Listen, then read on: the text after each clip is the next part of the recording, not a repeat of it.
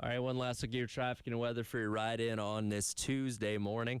Only a couple accidents out on the roadways right now. One at South Lake Drive and Platte Springs Road, and then one more at St. Andrews Road and Tram Road. Going to be a little bit warmer today than it was yesterday. High of 60 with lots of sunshine. Tomorrow, high of 59 with some clouds. Thursday, mix of clouds and sunshine. A little bit colder, though, high of 42. Currently 31 in downtown Columbia. That's your traffic and weather for your ride in on your Tuesday here on The Game.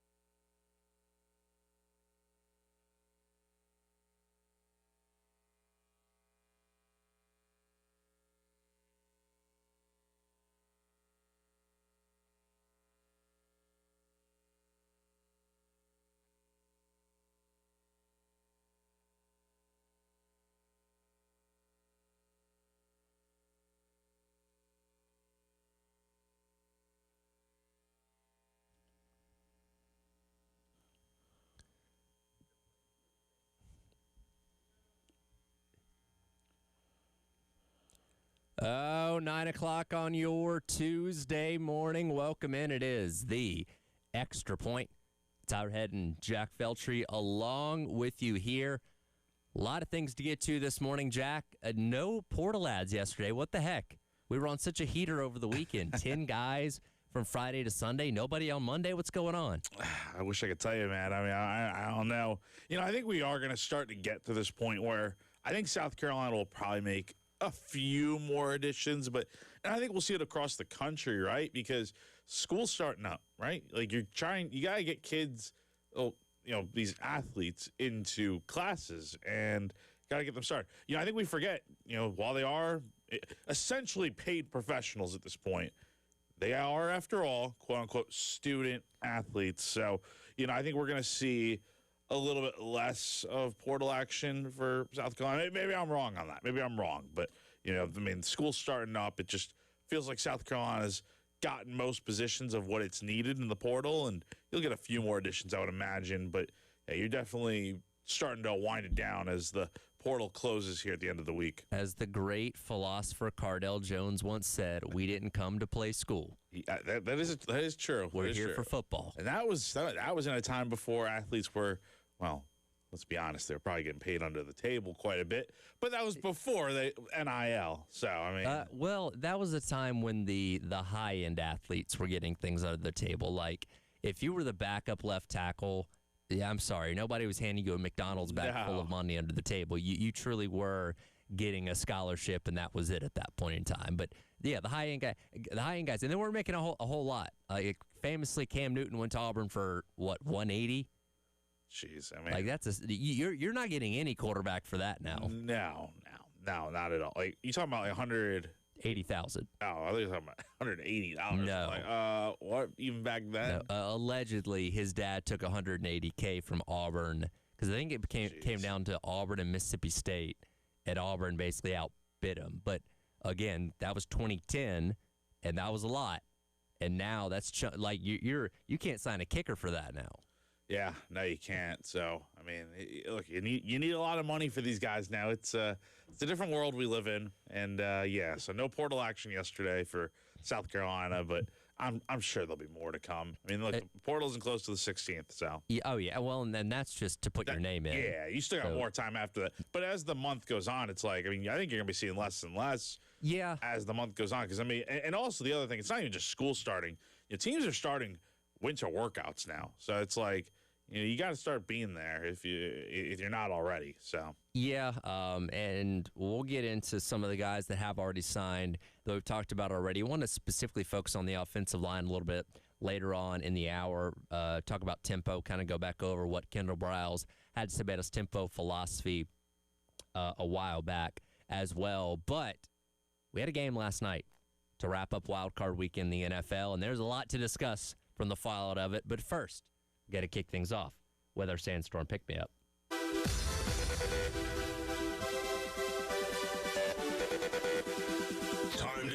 hyped? Here's your 9 a.m. Sandstorm, sponsored by George Sink Injury Lawyers. Just call all nines. It is time for your 9 a.m. Sandstorm Pick Me Up, brought to you by South Carolina's largest injury law firm, George Sink Injury Lawyers. If you've been hurt in the car or at work, call George Sink now at 803 all nines. The final game of Wild Card Weekend, Monday Night Football. Houston Texans going on the road, take on the AFC North champion, the Pittsburgh Steelers. And, well, it really wasn't close. 30-6 the final score as Houston just imposed their will defensively on the Steelers, holding them under 200 yards of total offense, eliminating them as, once again, the Steelers now have almost gone a decade without a playoff win. Terry and I were talking about this a little bit earlier. The last time the Steelers won a playoff game was the divisional round against the Chiefs in the 2016 playoffs. That would have been January of 2017. They played the Patriots in the AFC Championship game, lost that, but that was the last year. That was when Roethlisberger was still there. That was the last time the Steelers won a playoff game. Like, that was when you had Roethlisberger, AB, Le'Veon Bell. That was AB before he went nuts. Yeah, that was AB. Well, technically, I think it was like a season or two, because it was when he took that hit from Vontaze Burfict, correct? Yes, that's when he went off the rails. I want to say that was the year before, because Pittsburgh had beaten the Bengals in the AFC wildcard round. So, I mean, that would have been before, because I thought that was the last time they won a playoff game, but I think it was, like you said, the year after. But yeah, I mean, look, last night was rough. I mean, I put money on the Steelers to win. I was like, you know what? I think the Steelers are going to get it done. I think the Texans are a bit overhyped. I mean, they're very good defensively, but I mean, it's Aaron Rodgers. It's his last go around potentially, and yeah, did not go well at all last night. Actually, real quick, that Burfict hit was in December of 2016, so that was right before that. Oh, so it was during the regular season. During the regular season. Yeah, so right before he went nuts there. But I can't say I'm surprised with last night. I mean, Houston's defense is really freaking good, and the Steelers' offense kind of it's a very bad matchup going up against this physical, quick Houston defense, because a lot of what Aaron Rodgers and Arthur Smith were calling last night were short, quick passes, and every time the Steelers threw one of those, Houston ate it right up. So, I mean, and the Steelers' defense played phenomenal last night. Like, before this game got out of hand, I mean, they had like 3 turnovers last night. C.J. Stroud had a lot of great opportunities. Stroud kept putting the ball on the ground. Yeah, exactly. I mean, he was careless with the ball last night. But the problem was, every time the Steelers got the ball back, they went 3 and out and had to punt or try to kick a field goal. I mean, they did nothing last night of note offensively, and that's the price you pay. Yeah, and look, I don't think we expected the Steelers to go on any kind of run. They were obviously fortunate that Tyler Lute missed the field goal last Sunday night that allowed them, to win the AFC North. I will say kind of what we saw in the fourth quarter of that game against the Ravens, though, with how the offense seemed to kind of click. Rodgers made some special plays there. You thought, okay, maybe they have the ability to win a game in the postseason, but they went up against a better version of themselves, right? And I thought there was a caller in the last hour with Elijah and Preston that I think nailed it when he said the Steelers got beat by Steeler football. Like, Steeler football used to be just nasty, tenacious, hard-hitting defense that would come in there and stuff you in a locker. And that's exactly what the Texans did last night in Pittsburgh, no less. Like, they beat the Steelers the way the Steelers used to beat people. So now it begs the question, and I think you could really go either way with this. I think Aaron Rodgers is going to retire. I think that's clear off of how last night went, and even coming into the season when he was on the McAfee show. I mean, he was talking about, like, this is probably it for him. I think the bigger question is, what do the Steelers do with Mike Tomlin? Or a better question is, what does Mike Tomlin want to do moving forward? He's got, I believe, 1 year left on his contract, so the Steelers could potentially pick it up. We'll see. I think it's time for them to part ways. It's been 19 years. He's won a Super Bowl, but, man, I mean, what has he really done besides just never have a losing season? I mean, the guy loses every single time. Like, he's in the same vein as like Marvin Lewis right now with the amount of losses he's got in the early rounds of the playoffs. It's just not looking good right now for him and his tenure. And look, there's a lot of organizations out there where just making the playoffs is a really big accomplishment, right? Listen, I'm the fan of a team that hasn't made the playoffs almost as long as it's been since the Steelers won a playoff game. I would love for the Falcons to be sick of just making the playoffs because they just haven't been there in so long. But the Steelers have such a higher bar. Again, they're one of the most storied. They are the storied organization in the NFL, in the opinion of many people. Again, famously have only had 3 head coaches in the past 40 or 50 years or whatever. But they're settling for mediocrity at this point because they're just doing enough. Mike Tomlin is just doing enough to avoid losing seasons. They are able to win the AFC North every couple years, but they're never a threat to go on a deep run. They don't have a quarterback that can do that. Defense is fine, but they've not been a complete team in a very, very long time. And I think you have to look across the aisle at the Baltimore Ravens and what they did last week. Because, again, they're a team that's also been consistently making the playoffs, consistently been in the postseason, consistently been winning the AFC North. But they said, you know what? We haven't been going deep enough. And they were in the AFC Championship game just a couple years ago, but they looked and said, hey, Harbaugh, just making the playoffs isn't enough anymore. That Super Bowl was a long time ago now. We need to make a change. And I think the Steelers have to look at that and say, we probably should do the same thing. Yeah, I mean, I believe it's time for them to make a change. It's just the question always is, okay, can you hire somebody better than Mike Tomlin? Like, you never know how good you have it until that guy's gone.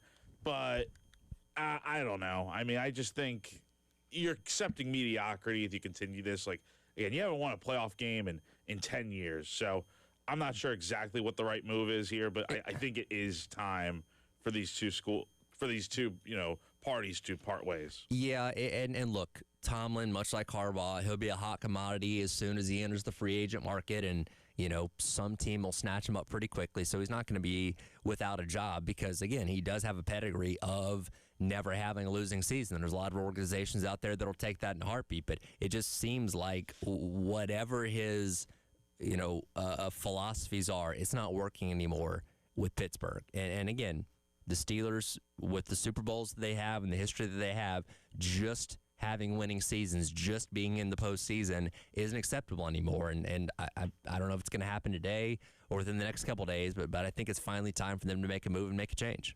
Yeah, I think it definitely is. I think they just got to do something different because now they've lost 7 straight playoff games, and that is tied for the longest streak in NFL history with Marvin Lewis, who lost so many first-round games with the Bengals back in the day. So I think it is just time for these two sides to move on. And, Tomlin will get a job wherever he goes, whether it's TV or coaching in the NFL. Like, there's going to be a team out there that will probably hire him. And for the Steelers, I don't know exactly who they hire. I doubt it would be John Harbaugh, quite honestly. But how funny would that be, though? What if they just swapped? That'd be kind of crazy, to be honest. But I think the Steelers getting like Aaron Rodgers potentially retiring, and then Tomlin, moving on from Tomlin, this would give the Steelers a real fresh start heading into next season here.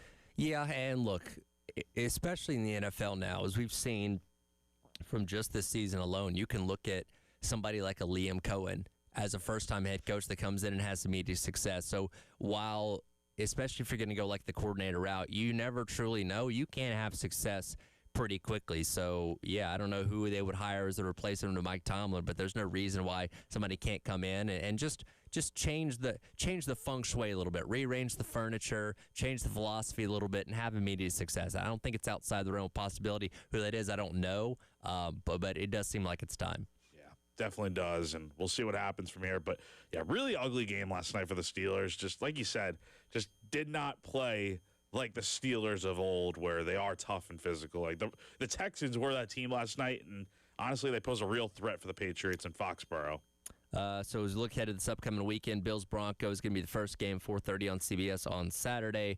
49ers and Seahawks will match up at 8 o'clock on Fox on Saturday. Texans get the Patriots at 3 o'clock on Sunday afternoon, and the nightcap on Sunday, 6:30 on NBC, Rams and Bears. So a lot of really, really good matchups. I'm excited for all these upcoming weekend, and then we'll, after that, be down to only 3 more games left in the season. It's crazy. We're quickly coming upon the end here, but hopefully we have a good playoff divisional round to follow up the wild card weekend. We'll talk more about those games as the week goes along, but we'll focus back in on the transfer portal. Talk a little bit of offensive line coming up next, and Jack, our resident offensive lineman himself, can talk about what it takes to be tough and physical on an offensive line as we look to these new guys coming in. That's coming up next. It is The Extra Point. It's our head and Jack Feltry along with you here on your Tuesday on the Game.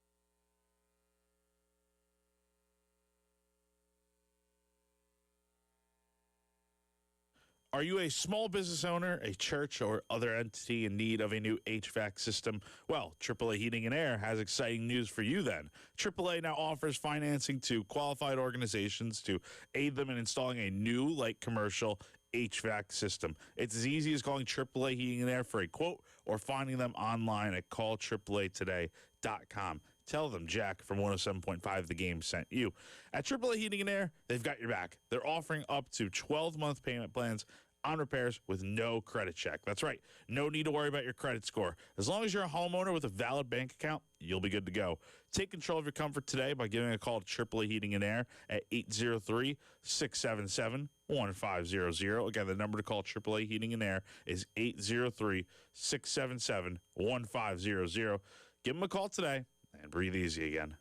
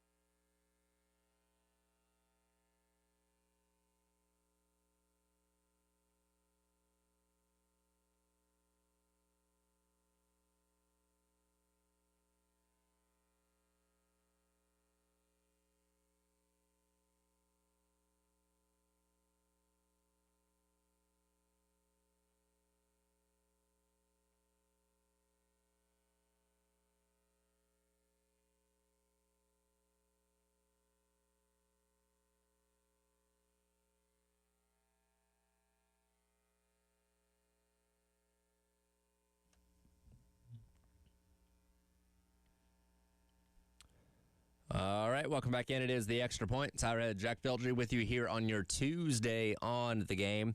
Again, no new additions out of the transfer portal last night, but it was quite the haul over the weekend as South Carolina brought in 10 different guys, basically from Friday through Sunday that we all kind of went over and reviewed yesterday. And I'd say the primary area of focus in the portal so far has been offensive line, considering the mass exodus of guys that you had leave all the way up to Jachavius Shivers over the weekend. So you knew you had a lot of spots that you needed to fill. I asked Bill this question yesterday, by the way. Are you interested in watching how all these guys fare at their new stops? Like Casey Henry's going to be at Louisville, what Tree's going to be at Nebraska with Lonnie Teasley. Tro's going to be at Texas A&M. I think it seems like Josiah Thompson might be going to Miami. Boaz is going to Purdue. Like, if you catch one of their games on TV, are you intently going to be watching to see how they actually fare at their new stops?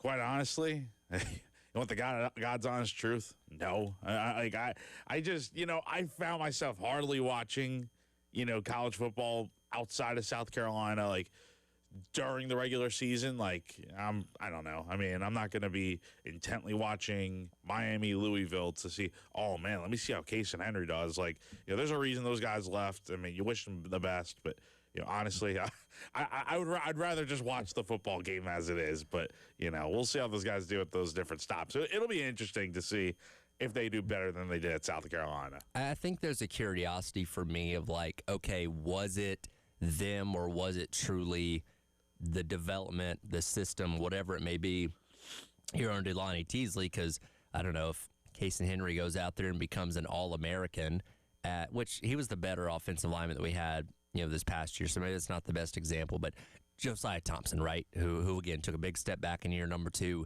If he goes to Miami under a offensive line-minded head coach and Mario Cristobal and becomes an All-American, maybe you say, okay, maybe it was just Lonnie Teasley and that talent was there.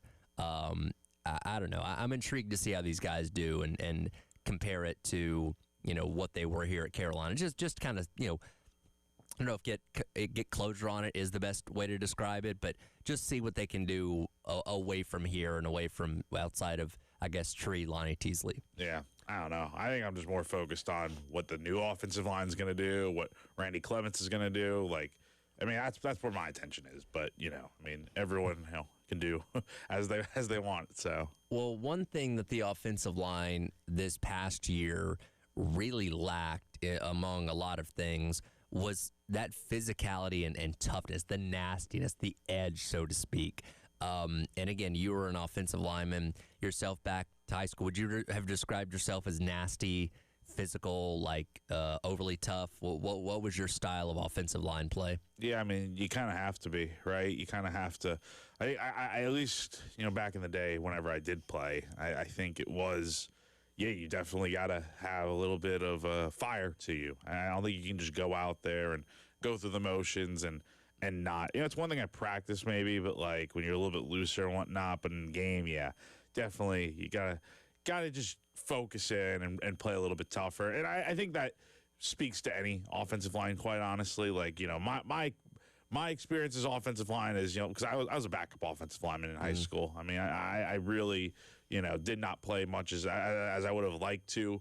But I think for these college guys that know it way, way better than I can ever say or tell, I think it probably would be beneficial to play with a little bit of fight and a little bit of anger and whatnot when you're out there on the offensive line, because you're just going up and just trying to ram into another guy and block him back and pancake them and make sure they're not getting to your quarterback. So, do you believe that is something that has to come naturally, or do you think that can be taught or developed?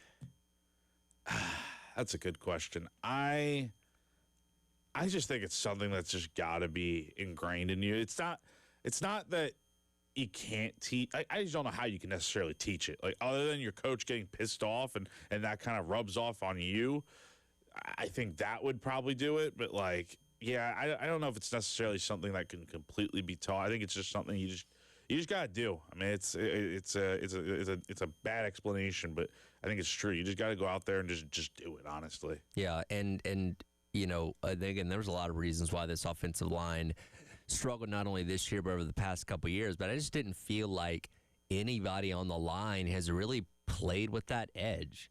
You know what I mean? I want to say maybe it was Tro in the Vanderbilt game that drove the guy into the sideline and got penalized for it, which, again, you don't want to be drawing penalties or doing anything that's going to hurt the offense. But that was a little bit of aggression that I like to see, but it wasn't there over the course of the entire year. And again, it's one of those things, like, it's hard to describe. You just kind of know it when you see it. But there are certain offensive lines that you can go and look at and say, oh, those guys are just nasty. They're moving guys off the ball, and they're getting whatever they want. They just play with that edge. They play with that physicality. They play with that nastiness. And that's something that South Carolina has lacked over the past handful of years. And I don't know if Coach Clements gets that out of his guys necessarily or not.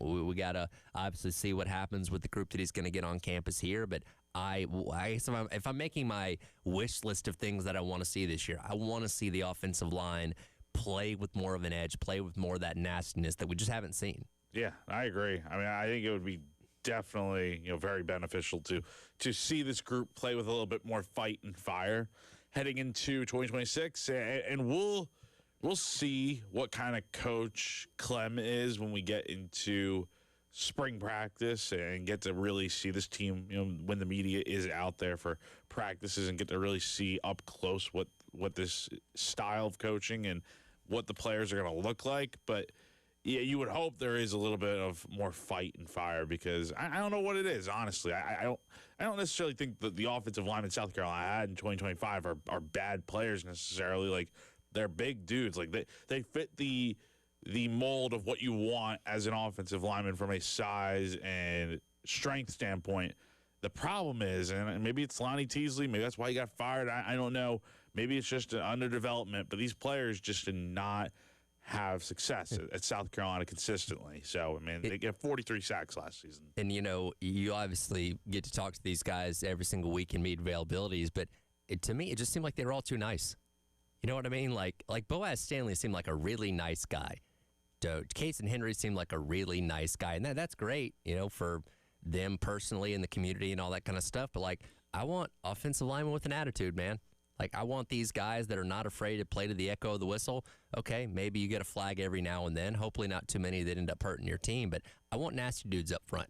Like, I want big, physical, nasty dudes that are not afraid to push you into the stands. You know what I mean? Well, we all remember the clip from The Blind Side, right? Or takes the guy to the bus. Yeah. Like, that's what I want to see out of my offensive lineman. And it just we didn't really have that. You just gotta block, man. I mean, I don't care how you do it. You can be the nicest guy in the world. Just freaking block a guy. I mean, or be able to flip that switch, right? Yeah. I mean, I don't know. I don't have a problem with guys being nice. Like, it's better for us in media if a guy is actually nice and not a complete jerk. But I think for sure, like, there's got to be some internal switch that does flip when it does come over to game time, and maybe that will rub off from a coach like Clem, who will hopefully instill that sort of confidence and swagger and frustration, hopefully. Well, pretty much the entire offensive line room is brand new going into this upcoming year, with the exception of basically Shed Surratt and Nolan Hay, but the offense can be a lot different, and it's going to be playing a lot quicker. We'll revisit what Kendall Briles had to say about his tempo philosophy and how many of these offensive linemen have experience playing in up-tempo offenses. I'll tell you about that coming up next as well. It is The Extra Point. Tyler Head and Jack Beltry with you on your Tuesday here on The Game.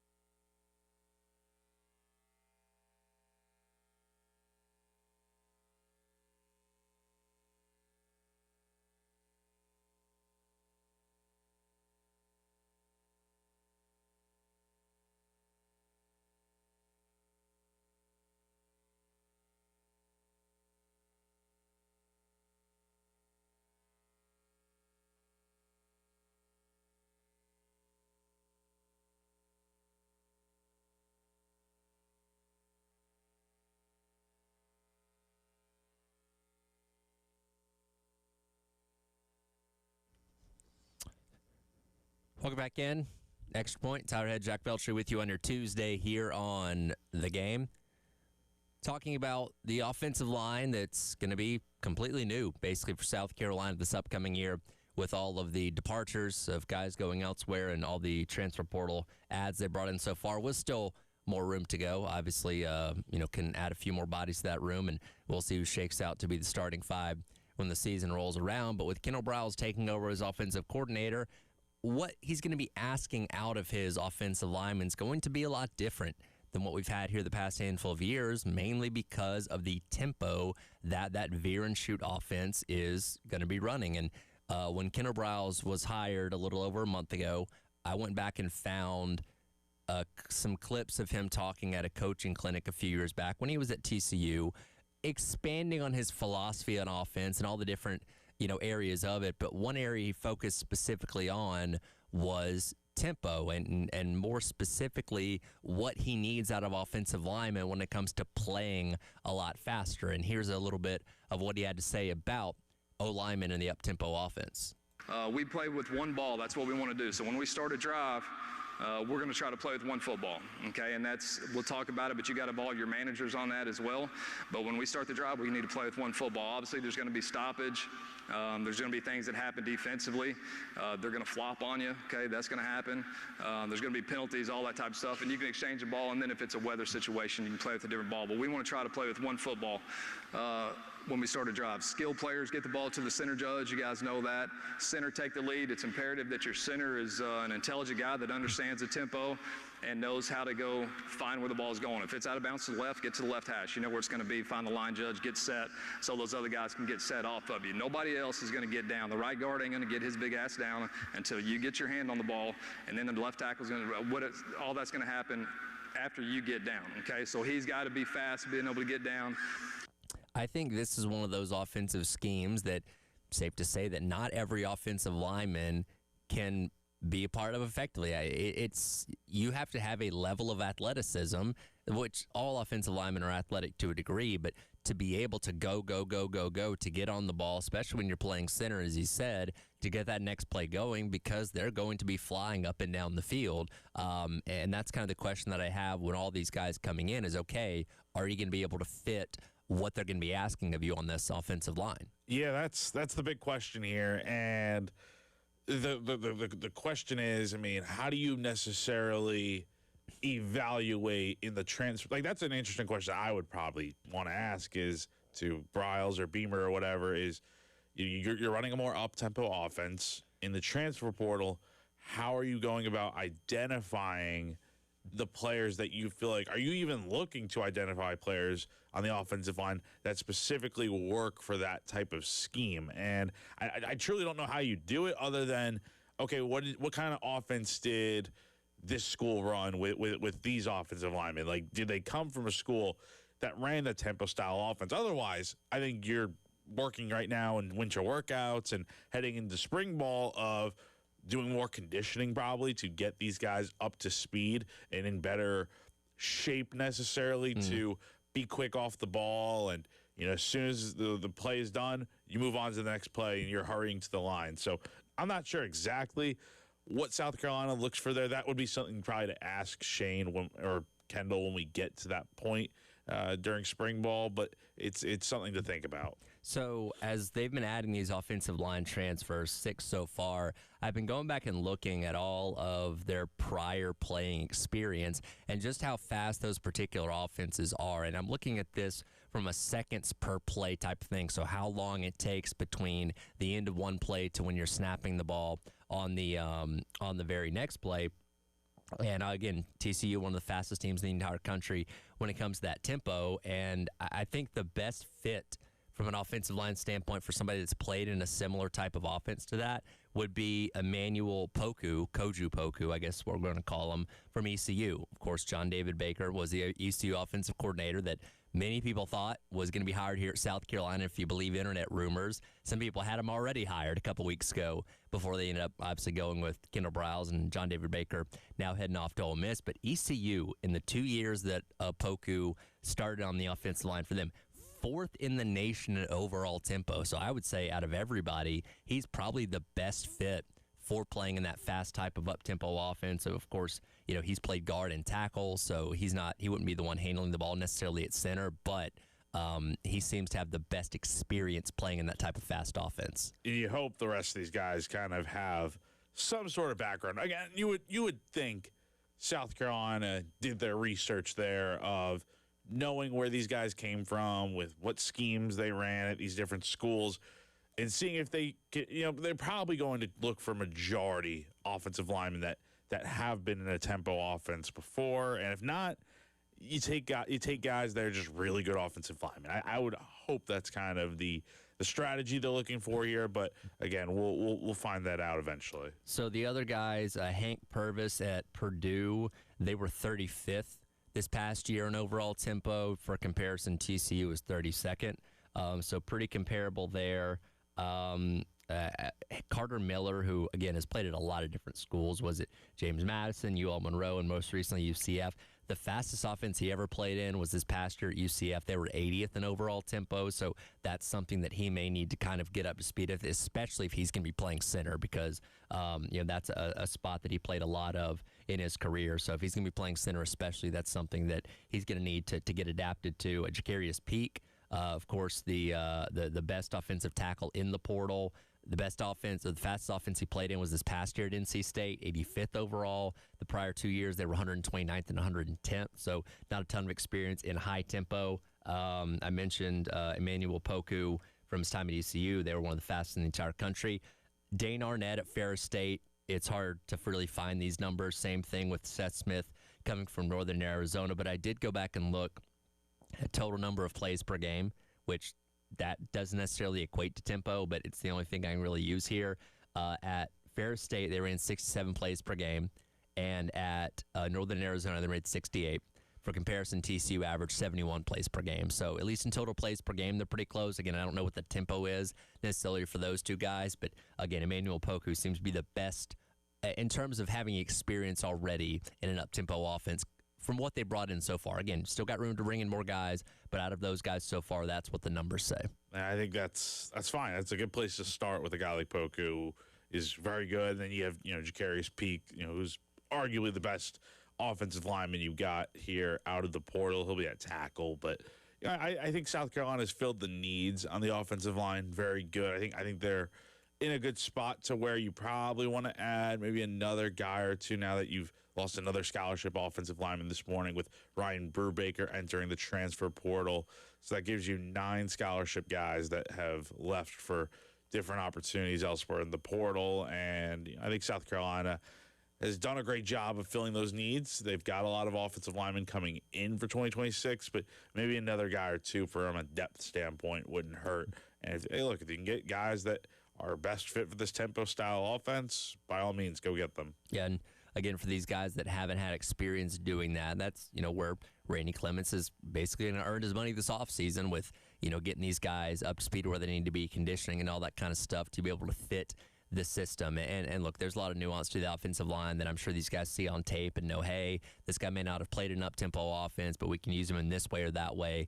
That's going to fit what we're going to do. So that's where you put your faith in them and trust in them. They're going to be able to figure this out. And again, I think that this is certainly going to be the most excited we've been about the offensive line going into any season, at least as far as I've been covering this team. No, for sure. It's going to be definitely exciting to see what a completely rebranded offensive line looks like, and we'll see if it leads to potential better results on the field in 2026. So, again, we're waiting to see if they get any more portal ads today and through the week. We'll stay on top of that as that does happen. But coming up next, we are 1 month away from opening day of baseball. What do we know about Paul Mainieri's Year 2 squad? We'll answer some of those questions coming up next. To wrap up hour number 1, it is The Extra Point. It's Howard and Jack Veltri on your Tuesday on the Game.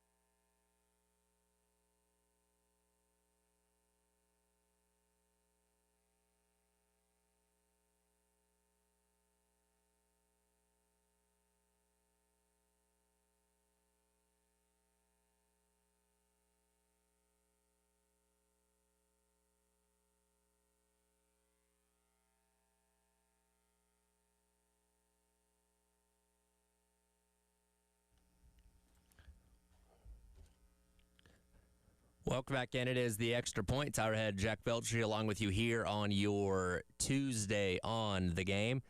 Tuesday, January the 13th, which means exactly 1 month from today, Jack, we'll be getting ready for opening day for Gamecock Baseballs. They'll take on Northern Kentucky for the opening series of the season. Year number 2 under Paul Maneri. Bill and I theorized yesterday that we're probably going to have a nice stretch of weather from like the 10th through like the 12th. And then, like, on the 13th, per tradition, it's going to be like 40 degrees and raining or something like that. Oh, opening day is going to be cold. I mean, the first month of the season is going to be pretty cold, and then March will be a little bit chilly, but that's typically how it goes. And then we'll start to hopefully get some nice days, weather-wise, sprinkled in. But I'll take the weather from over the weekend, like 70, phenomenal. 75 degrees and sunny on Saturday, and then 30-something degrees this morning. I mean, that is living in South Carolina at its finest. But yeah, man, 1 month to go till opening day. I couldn't be more excited. I mean, this is basically going to be a completely new team. You have returners like Scobie and Hollins, but for the most part, this team is just chock full of new faces. And we talked about it a little bit in the summertime as some of the transfer portal activity was happening and all that. And we know some of the names, but overall, we're going to have to learn a lot about this team in the early stages. And like, as always, that series against Clemson early on in the season is going to be a true litmus test of where you're at and how you're going to stack up with conference play coming up a couple weeks after that, but because there's just going to be so much new about this team compared to a year ago. Yeah, and the schedule this year is going to be pretty tough, I would say. D1 Baseball's preseason top 25 came out yesterday, and for South Carolina, half of your games are against ranked teams right now. So that includes Clemson and North Carolina in non-conference play. Of course, you'll get the 3-game series with Clemson. You'll get the 1 game in Charlotte with UNC halfway through the season. But besides that, I mean, you got a lot of SEC teams on the schedule that are going to be ranked right now. And of course, that could change. The schedule's tough as usual. I believe it's 15 of your games are on the road or away from Founders Park, like a neutral site or something, in these ranked games. But besides that, it's about it's 13 games at home, 15 on the road when you break it down further. But it's definitely tough when 28 of your games of the 56, half of them are going to be against really good teams. Yeah, and look, that's kind of par for the course. The SEC is known as one of the, if not the toughest leagues in college baseball for a reason. So you kind of know what to expect when it comes to that grind. Going back to the point I made a moment ago, I think you noted in your story recently, 27 newcomers, 27 new faces, either from the transfer portal, from the JUCO ranks, or coming out of high school. So again, it's going to be a lot of figuring out, probably a lot of experimenting early on in the season with lineups and rotations and stuff like that to kind of figure out what you need for when you start playing these ranked teams and make sure you have your best foot forward. I think I have a pretty good idea right now from watching this team in the fall and just hearing about some of these guys. I have a pretty good feel, I think, of who's probably going to start on opening day. But I would say, you're right. You are probably going to experiment and get these different guys in there because you will have opportunities to play a lot of different guys before the Clemson series gets here by week 3 of non-con. I mean, you'll be playing Northern Kentucky to start out. You'll have a bunch of midweek games against, not inferior teams, but teams that, look, you won every midweek game besides the UNC game last year. So you should be fine to win those games, get a lot of different guys in there when the score gets out of hand and get to see who really shines. And same thing goes on the pitching staff, too. I think you're going to see a lot of different arms thrown right out of the gate. And then kind of as you get to SEC play in mid-March, when you head out to Gainesville, play Florida in that first SEC series, you hopefully have a pretty good idea of, okay, this is our starting 9, this is our starting catcher, infield, outfield, etc. And then pitching staff-wise, the pitching would probably always be something that probably rotates more often than not because roles can always change when guys get hurt and whatnot. But you're hoping you have a pretty good feel of who your guys are going to be. And one thing that was a particular point of emphasis in this offseason was having a pitching staff that throws harder. That was something that they lacked in terms of velocity from a year ago. And From what I've read of you, from talking to Terry Rooney, talking to Paul Maneri, there does seem to be a lot of confidence that that velocity is going to be a lot higher for the staff this year. Yeah, I mean, it's definitely going to be beneficial to have harder throwing arms. I mean, that was something they addressed really well in the offseason here is, I mean, this pitching staff, you're bringing some guys back, and it's the same with the position players too. You're bringing some guys back, but overall, you're bringing in a lot of hard-throwing arms. And even some of the guys that are coming back, I mean, yeah, like Brandon Stone doesn't throw really hard, but a guy like Cooper Parks, who was throwing low 90s last year in 2025, was up to like 98 in fall scrimmages. So they're doing something to increase velocity, and I think that's going to lead to a lot more success because, obviously, as we all know, harder pitching is great. You got to be able to locate the stuff, but it gives you a little bit more of an edge, I feel, if you have guys that can throw hard and can command that velocity. Yeah, and of course, you know, at the end of last year, we talked about John Whittle's article that kind of exposed some things behind the scenes in terms of maybe this coaching staff not embracing some of the newer things in college baseball. Do you have any information inside of if that's changed at all this offseason? Yeah, I know they've definitely put a little bit more time into the weight room for sure. Going back to the fall, they changed up the entire plan of how they were going to run fall practice. Like, they didn't start scrimmages till weeks later than they normally would. I think like mid-October is when they started fall scrimmages compared to September last year, or in 24 when they started their scrimmages. And, you know, they built up pitchers to a point where every guy was going to be able to go 3 innings. So they've definitely changed up the philosophy. Again, they're using technology. I know there's the different rumors out there and whatnot from that article that they don't use technology. You know, I literally spoke with Terry Rooney and Monty Lee, and they use technology. So I think we can kind of put that to rest for now, but we'll see during the season what that looks like. But yeah, I mean, they've definitely, I think they're aware that last season was not good enough. You don't want to change every single thing, I don't think, but there definitely have been changes made for sure. Again, season starts exactly in 1 month, taking on Northern Kentucky. We'll continue to preview this team. Hear from Maneri coming up here in the next couple weeks, as well as we get set for another baseball season here at South Carolina. I'll do it for hour number 1, the extra point. Coming up next, hour number 2, Chris Clark jumps in here with us. We'll talk about the value of portal versus high school recruiting. Coming up next here on The Game.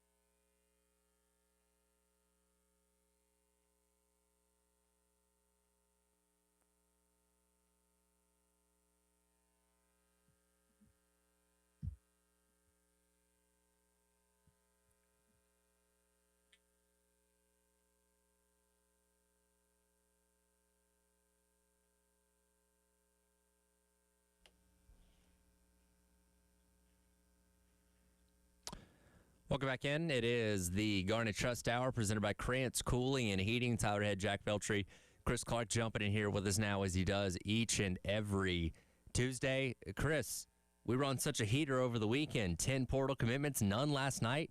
What's going on, man? The sky's falling.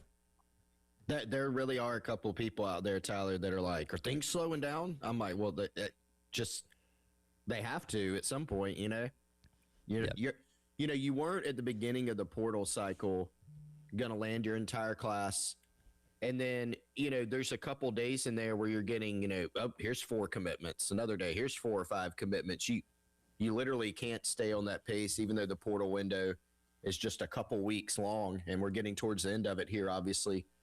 You can't be on a 4 portal acquisition a day pace, or you'd have 90 kids in your class, something like that. I'm bad at math, but something like that. You can't be on that pace that consistently. So, we are getting closer to the end. The board has filled out with 17 overall gets, as you mentioned, like 10 over the weekend. So the board has narrowed, the needs that you have narrowed a bit. There's still some out there. There's still targets out there. Even after the portal window closes, you're going to have a little bit of operation time, right? Just trying to get some guys finished out. And we're also in the midst of a dead period, right? There's no coaches going to visit anybody. There's no players coming in until Thursday. Thursday and Friday, you've got a couple more days where coaches can go out or guys can come visit. So it'll pick up a little bit more. There will be, I think, more acquisitions for South Carolina in the portal, but man, had to slow down a little bit just by nature. After a hot few days there over the weekend. And I think what we've seen so far with, 16 total portal commitments for South Carolina, very excited about a lot of the names that are coming in. Jack and I were talking about the offensive linemen, specifically there in that last hour. And you couple it with the fact that South Carolina also had a very strong high school recruiting class with the early signing day back in December, and this offseason going pretty well so far. And as we get deeper into this transfer portal era, there's this ongoing debate of what is more valuable, bringing in guys from the high school ranks or bringing in guys from the transfer portal. You obviously need a balance of both, but if you have to pick one or the other, which direction should you go? And I was listening to Josh Pate's podcast the other day, and he and Cole Kublik were having a pretty interesting discussion about this very thing, about what the difference between, a former 3-star guy that's played 3-4 years of college football compared to a high-end 4 or 5-star guy coming fresh out of the high school ranks. And here's what they had to say about that. It's one thing for those rankings committees to sit around and rank guys, and then they go on to become what they become. Number one, all right, Cole Kublik comes out of high school. He's ranked a 3-star offensive tackle. He commits to UAB. 5 years later, after a redshirt year and 3 or 4 years of playing, he transfers to, let's say, Auburn for his senior year. He's going to be classified as a former 3-star. You are 5 years, you're half a decade removed, half a decade of physical and mental maturation removed from what your high school rating was, and yet you're still going to be considered a 3-star. I understand when you go in the portal, you get re-ranked and all that stuff, but for broad strokes purposes, people are going to remember you as a former 3-star. Yeah. You are going to then go to Auburn, and you're going to face off against probably a 5-star true freshman edge rusher that Alabama got on campus. That will be looked at as 5-star versus 3-star. And in that matchup, a fan will say, boy, Alabama's got the talent edge in that matchup. My point is, talent matters a whole lot. I also think a lot of people who blanketly throw around talent designations and talent labels and who's more talented, they have no clue what they're talking about. And that's before we even broach the difference between having a lot of talent and having a good team. And Jack, I think we're seeing the perfect example of this in the team that very likely could be the national champion come Monday in Indiana, where, you look at the roster and be like, man, half these guys were JMU players, 3 years ago, but they've played a lot of college football. They came over with Kurt Cignetti, and their value out of high school may have been 3-star guys, but you'd probably take a lot of them over a 5-star guy out of high school right now because they have so much experience at the college level that those kids coming out of high school just don't have yet. Yeah, I think this is a little bit of a conversation we had yesterday, kind of talking about this sort of thing, Tyler. And here's the thing. I think you always need high school players on your roster. Like, you need that foundation set of guys that have been here at a school like Indiana or South Carolina or whatever for multiple years, and in the hopes that they don't transfer. Like, you need that core. At the same time, though, we're seeing it with Indiana where they are bringing in older guys that don't come from Indiana, but they come, transfer to this school, and they're having immediate success over this season and last season. And even for South Carolina, going back to 2024, they brought in a handful of veteran players from the transfer portal, like Kyle Kennard, Demetrius Knight, Rocket Sanders, all for 1 year. And they ended up panning out really, really well. And South Carolina had a lot of success as a result. So it's not to say that you're going to get that every single year, because South Carolina also was a little bit younger this year in 25, but brought in some experienced players. Yet they went 4-8. But at a school like Indiana, they've made it work. And I think that sets the blueprint in motion of, yes, you still want to recruit high school guys, but I think there is more of an emphasis now on getting those veteran players who maybe just have 1 year left of college eligibility. And, Chris, I look at it from this standpoint because, again, we saw just a couple years ago, Dylan Stewart comes in, makes an immediate impact, and becomes one of the best defensive players in all of college football straight out of high school. That is still always very possible, and you still have to take that stuff into account when you're bringing guys in. We'll see what, some of the hiring guys that Carolina brought in with this past year's cycle are going to be able to do. But I think back to, when I was learning to drive, right, my dad always told me, you don't know what you don't know, right? You can go out there and think you have everything figured out, but you're going to encounter situations when you're driving for the first time by yourself that you've never been in. You have to learn along the way. You become a better driver as time goes along. And again, when you're talking about guys that, maybe you were a 3-star out of high school, but you've played 4 years of college football and you're going to come here with 1 year of eligibility left, you've got a wealth of knowledge and experience of playing at this level that I don't care how good that kid is coming out of high school, they just don't have yet. They still don't know what they don't know. Yeah, my late father-in-law would always say, and a lot of times he was, my wife said he would say it in the context of learning to drive too. No substitute for experience, right? And so, same deal. I think there's so many moving parts in college football now. Look, there are examples. If your argument is, well, you should build a team around the transfer portal, there are plenty of examples. Florida State's a great one, right? They had a year where they leaned into the transfer portal, got some big acquisitions, had a great year. Next couple years, not great at all. Again, leaning heavily into the transfer portal. You still have to nail your evaluations. The difference now in college football is nowadays, as a college staff, you can go out and pick 5, 10, however many, fourth-year seniors, fifth-year seniors that maybe they weren't big-time recruits. Jack, you mentioned Kyle Kennard. Had Power 4 offers, not a big-time recruit. Rocket Sanders was not a 5-star, but he was a pretty highly regarded recruit. Demetrius Knight, not a highly regarded recruit. Torricelli Simpkins spent every year except for his final college season at North Carolina North Carolina Central, right?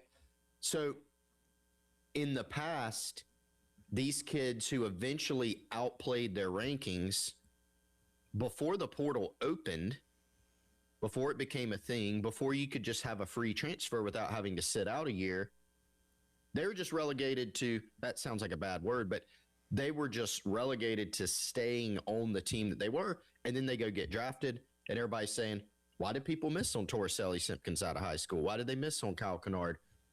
The other effect you have is that if you do lean only into high school recruiting and not the portal, as we've seen, it's really hard to keep a roster together because you have the portal. So if you sign 25 kids per class, even if you've got a great culture and a winning program and development, because of the free transfer, you're still going to have kids that go, you know what, I love it here, but I want to go play somewhere.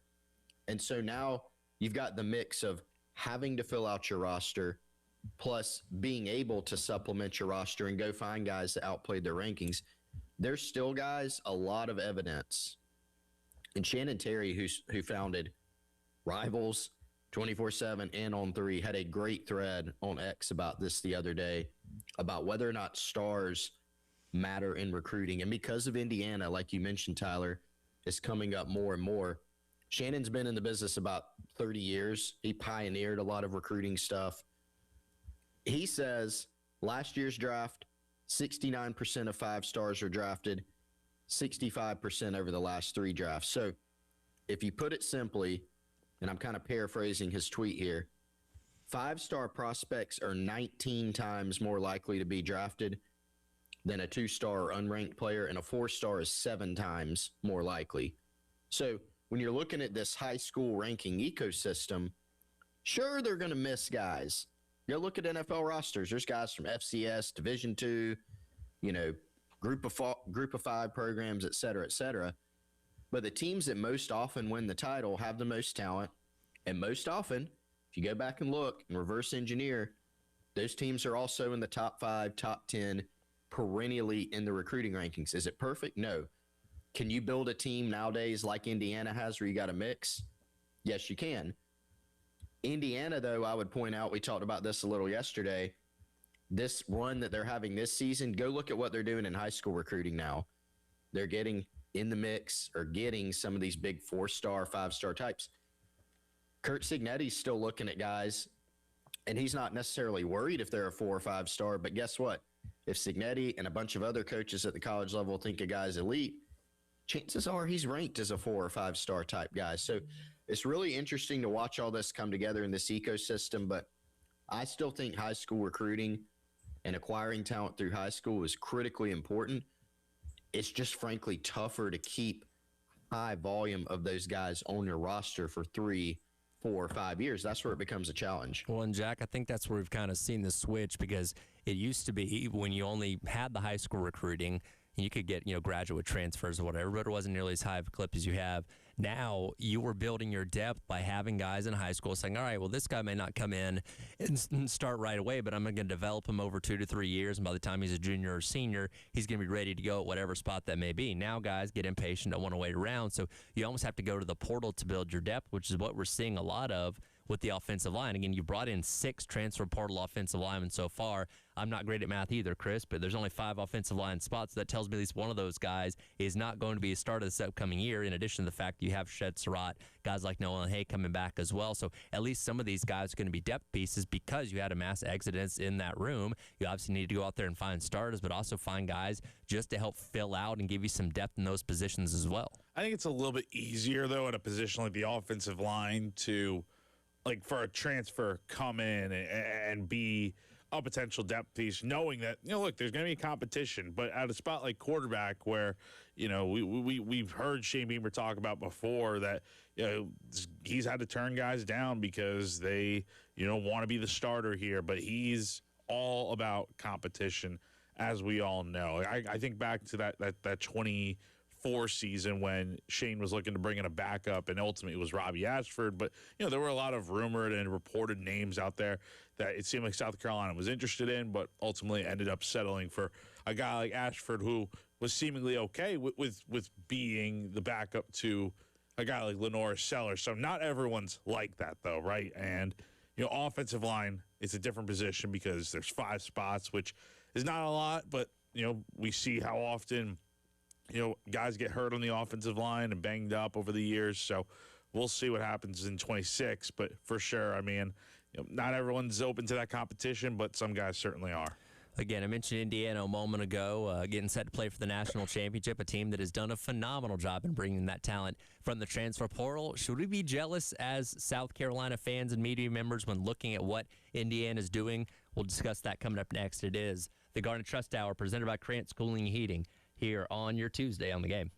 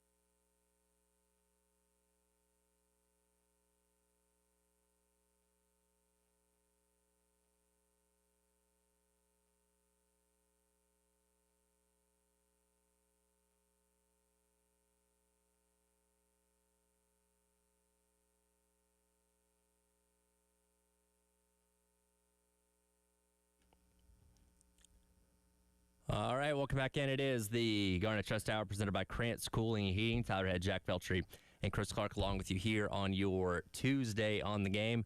Coming up at 10:30, we'll talking some women's basketball with Chris Wellbaum of Gamecock Central as the Gamecocks get set for a huge matchup with Texas coming up on Thursday night as they look to avenge their lone loss in the season that occurred on Thanksgiving night as they take on the Longhorns. Vic Schaefer also complaining about the SEC schedule. We'll get to that a little bit later on in the hour as well. But I want to talk about this, and I did have this on the show sheet, but I'm glad our guy, Tim Frisbee, former Gamecock, hit us up on Twitter as well. He had the tweet talking about, Indiana getting set to play for the national championship coming up on Monday. Said the losingest program in college football history has an opportunity to win a national championship in 2 weeks. I better never hear anybody in Gamecock football fandom talk about but our history in terms of holding South Carolina back. And I think every program around the country that hasn't tasted as much success as they want to in college football is looking at Cignetti and Indiana saying, hey, wait a minute, it is possible. You don't have to be a true blue blood of the sport if you can get the right coach, if you can have the funds, and you can nail portal and stuff like that, you can shoot right to the top. Now, again, it's easier said than done, but Indiana and to a lesser degree, Vanderbilt as well, and I said this yesterday, if Cignetti wasn't doing what he was doing, I think we'd be making an even bigger deal of what Clark Lee's done at Vanderbilt over these past couple of years. You can turn things around very quickly, even for programs that haven't historically had a ton of success. You can, and something we've said in the past, guys, is that Curt Cignetti, the other places that he's been, he's taken, like James Madison's always been a pretty good program, right? I don't know a lot about IUP, Tyler, Jack, maybe our experts. I don't think that's a great job. Elon, not one of the better jobs out there. So he's taken on some smaller and more difficult situations. And I think everybody's looking around going, why didn't anybody hire Curt Cignetti? Alabama people are like, why didn't we hire Curt Cignetti, right? After Nick Saban hung it up. And that's a very fair point. Everybody missed, kind of like everybody misses on recruits at some point. He's certainly one of those guys, but he has taken a program in Indiana that plays in one of the premier conferences in football. As you said, Tyler's the losingest program in history, and he has elevated it beyond what even Curt Cignetti has done in the past. Curt Cignetti didn't walk into Indiana as a guy who had won 5 national championships at a lower level. He hadn't. He in fact, has not won one. He did some really, really good things at those other schools. What he did should have given us some suspicion that he could be a really, really good Power 4 coach. Did anybody think he would do it at this level, though? No. Did anybody think he would do it at Indiana as opposed to, getting a shot at a brand name job like in Alabama, for instance, and elevating that program? I don't think anybody saw it coming, but you're right. I mean, it does show. We had Mark in from Garnet Trust, Mark Benoit, our friend, and he had the quote, chaos breeds opportunity, right? And nowadays, you can't just say it's rich get richer. You have an opportunity as a program, and Indiana's got great donor support. They got Mark Cuban, but they've also got a huge living fan base. Indiana's not doing this without the benefit of NIL too, right? But you have an opportunity despite whatever's happened in the past. You can be an elite program in the past. Doesn't mean you're going to have success nowadays. You could be a program that hasn't had much success. You can find success nowadays. And that's kind of the era that we live in. And guys, Indiana, they have not had a lot of success in the past. They haven't had even as much success as South Carolina had at a couple points under Lou Holtz, certainly under Steve Spurrier. Gamecock fans have tasted not the mountaintop of success, but they've gotten close enough to where that's why it's all the more frustrating of, man, why can we not get there? And to your point there, and if you watched, the ESPN special on Lee Corso and his coaching career, like Indiana's biggest accomplishment was the Holiday Bowl in like 1979.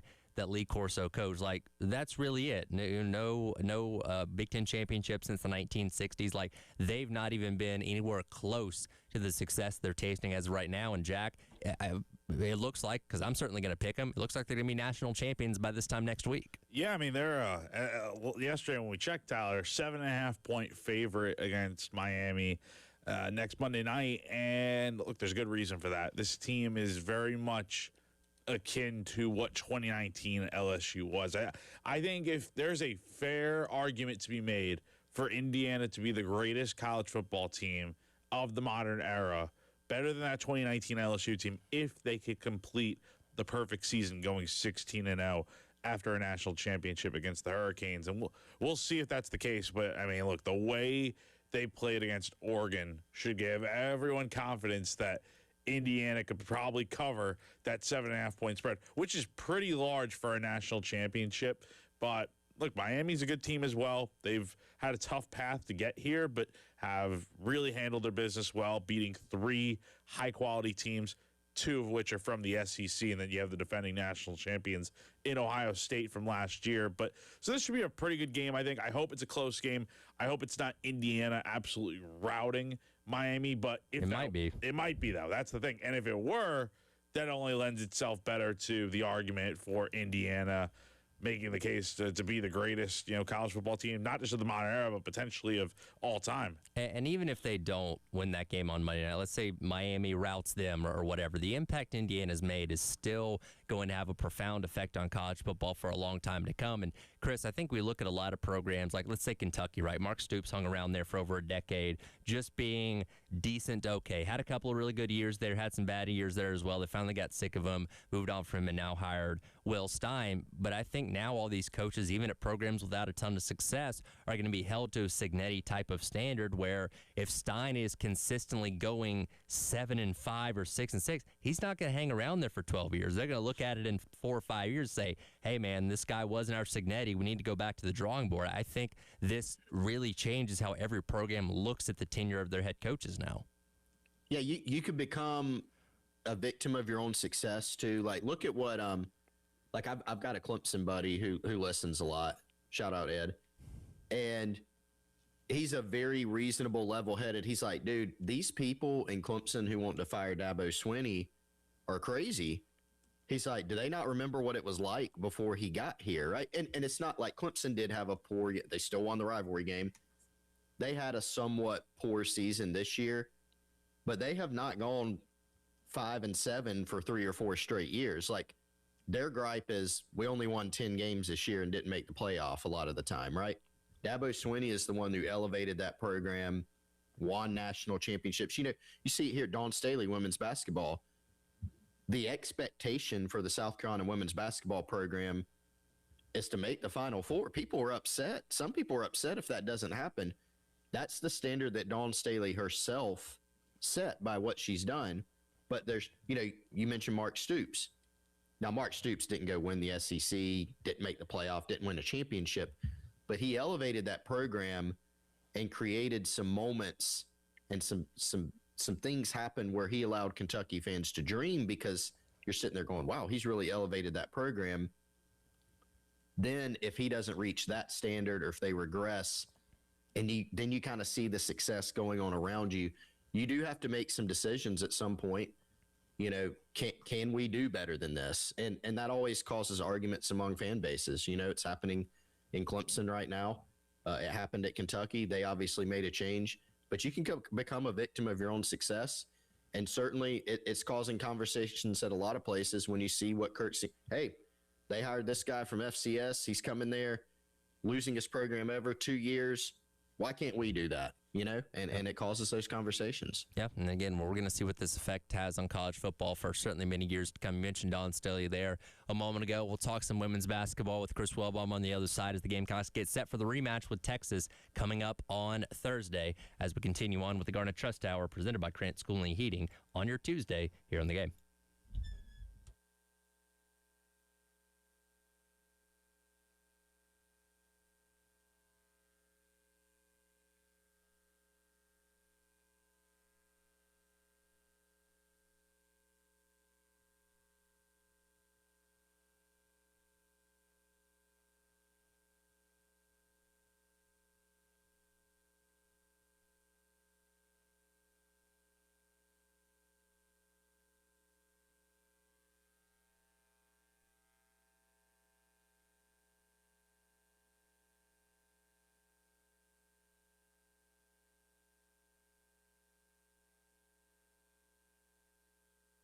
If you've been frustrated in the past by some of the companies you've had out to your home or business when you have HVAC problems, let me give you a recommendation for a better service. That's our folks over at Krantz Cooling and Heating, Krantz, cooling with a K, KrantzCooling.com.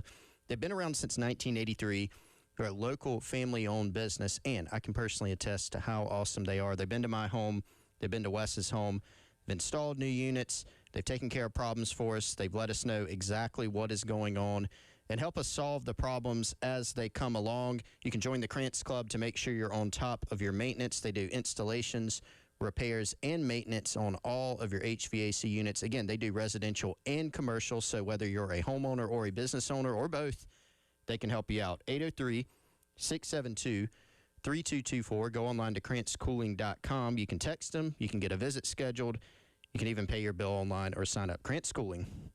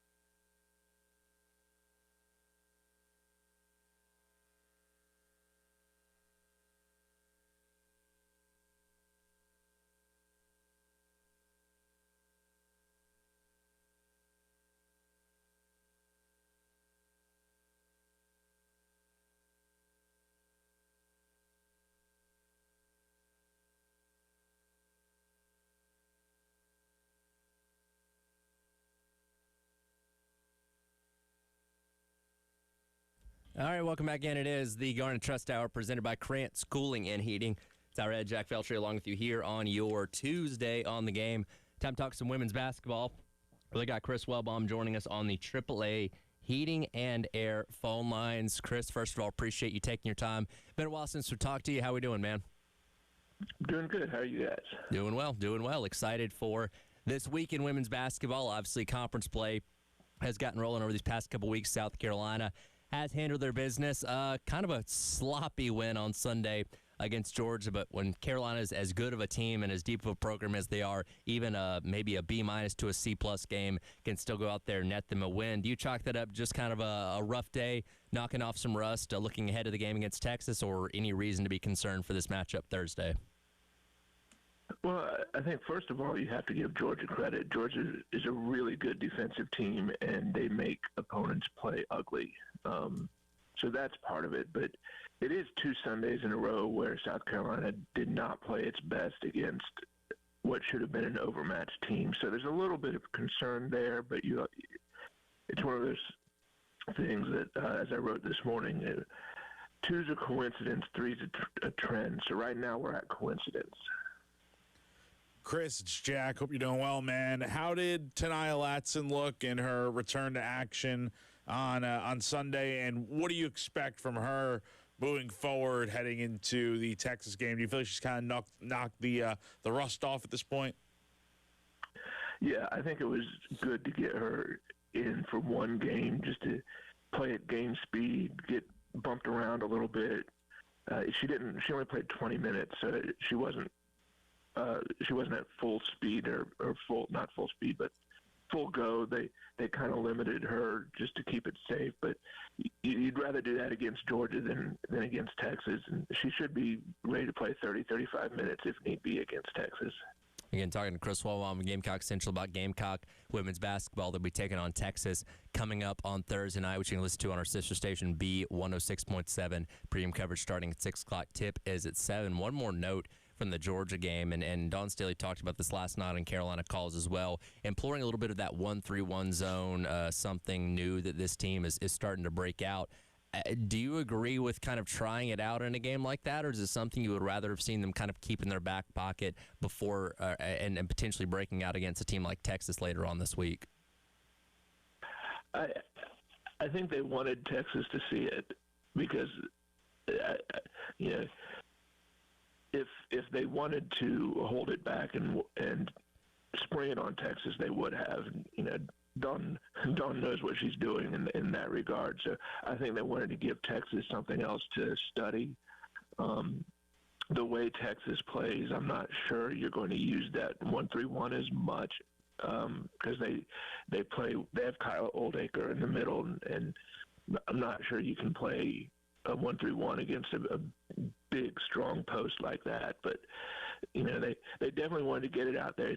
Dawn has rarely played zone ever, and I'm not sure I've ever seen a 1-3-1 out of her. When they first started doing it, it took me 2 or 3 possessions to figure out what it was because I couldn't wrap my head around the idea that, am I actually seeing this? But it worked fantastic.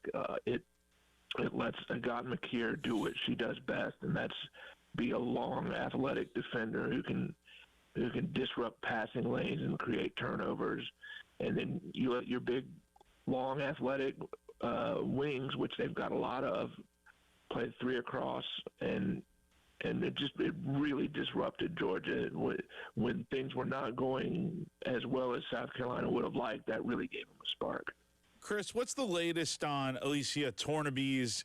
I know she's with the program now and was, warming up with the team before the game on Sunday, but is there any chance we see her potentially playing on Thursday for Texas? I know Dawn talked the other day about, wanting to get her a little bit more practice time and whatnot, but do you feel like could you put a percentage on how confident you feel that she'll be out there on Thursday? 0. I have no idea what they're planning with her. I thought they would have wanted to get her in against Georgia for the same reason they wanted to play Taniyah. Get your feet wet, especially at home. knock some nerves out before the really big game. But Alicia had she had orientation on Friday, so she missed practice. And at this point, they're kind of trying to cherry pick what they do with her in practice, where they're not throwing the whole playbook at her. They're throwing certain things. They're giving her certain things to master, and then they'll gradually expand that. So they really want to be able to give her a couple of good days of practice working on whatever concepts it is that they're giving her before they put her in a game. And because she had orientation on Friday, she didn't get that going into Georgia. She will get that going into Texas, but do you want to throw her in against a top 5 opponent? Not sure about that. Again, talking women's basketball, Chris Wellbaum here on the AAA Heating and Air phone lines. Look ahead to this Texas game. Again, there's no team Carolina's seen more since Texas has joined the SEC than the Longhorns. Faced them multiple times last year, all the way up into the Final Four, then seeing them on Thanksgiving night where they did lose to them 66-64. A lot of basketball has been played since then. What to you stands out as the biggest difference between both these teams since they played last time? That's a good question. I think both teams feel like they are significantly better than they were when they met in Las Vegas. Texas has gotten a couple of players back from injury. They've made a change in their starting lineup, so they've got a little more offense, a little more shooting than they had in Las Vegas. And I rewatched that game last night just to refresh my memory. And South Carolina was really still trying to figure itself out. There were so many possessions where the players just didn't know where each other would be. And now they're playing much more connected on both ends of the court. And they really know what they're trying to do, where they should want to be, where they want the ball to go. So, both teams are better. I think it depends on which. I think both sides feel like they've improved more than the other side, but everything had to go right. Excuse me. Everything had to go right for Texas to win that game, and if South Carolina had won, you would have said everything had to go right for South Carolina to win. So whichever team can play its basketball more than the other team on Thursday is going to win. Chris, got about another minute or two here before we got to hit a break, but I'll just ask simply, what is it kind of like covering the Dawn Staley, Vic Schaefer rivalry over the years? I mean, you've been on this beat as long as anyone that I know, and I'm sure you've covered a lot of these Schaefer-Staley games. Is it intense? Like, can you kind of describe it for us? It's interesting. They're very different people, and that doesn't mean one's better than the other. They're just very different people. They are not. It's unique in that they don't dislike each other, but they don't particularly like each other either. They're not texting each other after games just to chit chat. But it's not one of these rivalries where they don't talk. So that part of it's much more from the fans than the coaches. It's always been a very clean rivalry. There was one little scuffle in the in the SEC tournament in Greenville in 2020, and it stood out because of all the games, whether it was Mississippi State or Texas, of all the games, that's the only time it ever really boiled over into something outside the game. So it's a very clean, very respectful, very intense rivalry, but it's not. There's no hatred there. Chris, we're looking forward to the game on Thursday. Appreciate your time as always, and we'll be checking in with you here again soon. All right, thanks for having me. Again, Chris Wellbaum there of Gamecock Central joining us on the AAA Heat and Air phone lines. Again, Gamecock women's basketball taking on Texas Thursday night, tip at 7 o'clock, pregame coverage at 6:30 on our sister station B106.7. Texas, of course, coming off the loss on Sunday to LSU, heading into this game against South Carolina, which spurned Vic Schaefer to have some comments about scheduling in the SEC, which we'll get to on the other side to wrap up the hour. It is the Garnet Trust Hour presented by Crant Schooling and Heating. It's our head Jack Felcher and Chris Clark on your Tuesday here on the game.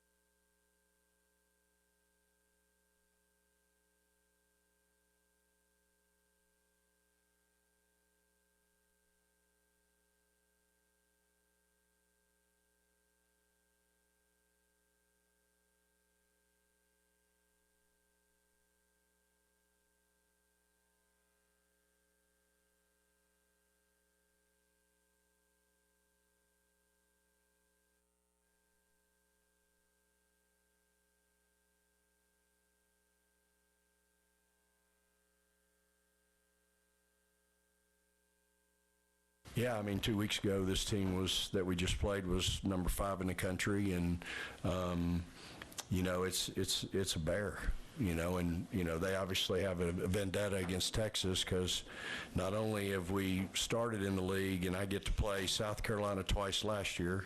This year I get LSU twice, but I have to go of 16 games. There's 16 games this year. And I have to play South Carolina on the road this year as well as LSU. I get them back-to-back in the same week. And make that make sense. So the league is hard enough as it is. But then to bless me and my group with that, like it really has a stench to it. Welcome back in. It is the Garnet Trust Hour presented by Krantz, Cooley, Heen, Tyler Head, Jack Belcher, Chris Clark. Wrapping up the hour here on your Tuesday on the game. That is Vic Schaefer, the head coach of the Texas Longhorns women's basketball team. Not pleased with the SEC schedule as, again, they did lose to LSU on Sunday 70-65, dropped down to number 5 in the AP poll, and they will come to South Carolina coming up on Thursday to take on the now number 2 Gamecocks. And it doesn't seem to like that schedule too much. And you asked the question there to Chris in the last segment there, Jack, about this long rivalry between Dawn Staley and Vic Schaefer going back to his time at Mississippi State and obviously now renewed since he's been back at Texas. Where does he fall on, like, the hate scale? Because I think most people would put, like, Gino and Kim Mulkey as, like, 1 and 2 respectively in terms of active head coaches that Dawn Staley sees regularly. Vic Schaefer's probably 3, and the more they see them, maybe he continues to rise up those ranks. What do you guys think? Yeah, I would say, Vic probably, look, the guy's a winner, but, he probably falls in that category of, people that are not particularly liked in the college basketball space, especially on the women's side. It's funny, he mentions complaining about playing LSU and South Carolina in the same week. It's funny because Georgia literally just did that, and, I'm listening to Georgia's coach's post-game press conference. I didn't hear any complaints about how tough it is to play those two teams in a span of 4 days. So look, I mean, Texas is not the only school that has to play these teams. Like, newsflash, every school in the SEC has got to play LSU and South Carolina at some point, and that's just how difficult the league's going to be at times. And if Texas is really one of these top teams in the country, then they should be able to take care of their business, or at least find a way to split these games, right? So, I mean, I don't know. I mean, all this complaining, I feel like, is just kind of nonsense, but that's just me. Yeah, I mean, I think it's crazy, guys. I mean, and a lot of people, I have seen some people on social media say, well, welcome to playing in a real league. It's like, well, no, Vic Schaefer knows this league, right? Mm-hmm. Because he spent time at Mississippi State. It's not like he's walking into this situation going, oh, this is how it is in the SEC. But to claim that of all programs, the Southeastern Conference has a bias against Texas seems a little bit of a stretch. I'm not going to pretend to know, how the league office came up with the scheduling this particular year, the algorithm that you may use, how you could game out. I mean, you just mentioned it, Tyler. Another school, Georgia, I guess the league has it out for them too. Nobody likes a complainer. I think that's the thing. And when you think about some of these coaches that have stuck in the craw of Gamecock fans, it's because a lot of them, despite the immense successes they've had, Vic Schaefer, Kim Mulkey, I mean, Gino Auriemma, who's had more success than him in the game, they complain a lot. Mm-hmm. Remember Kim Mulkey last year?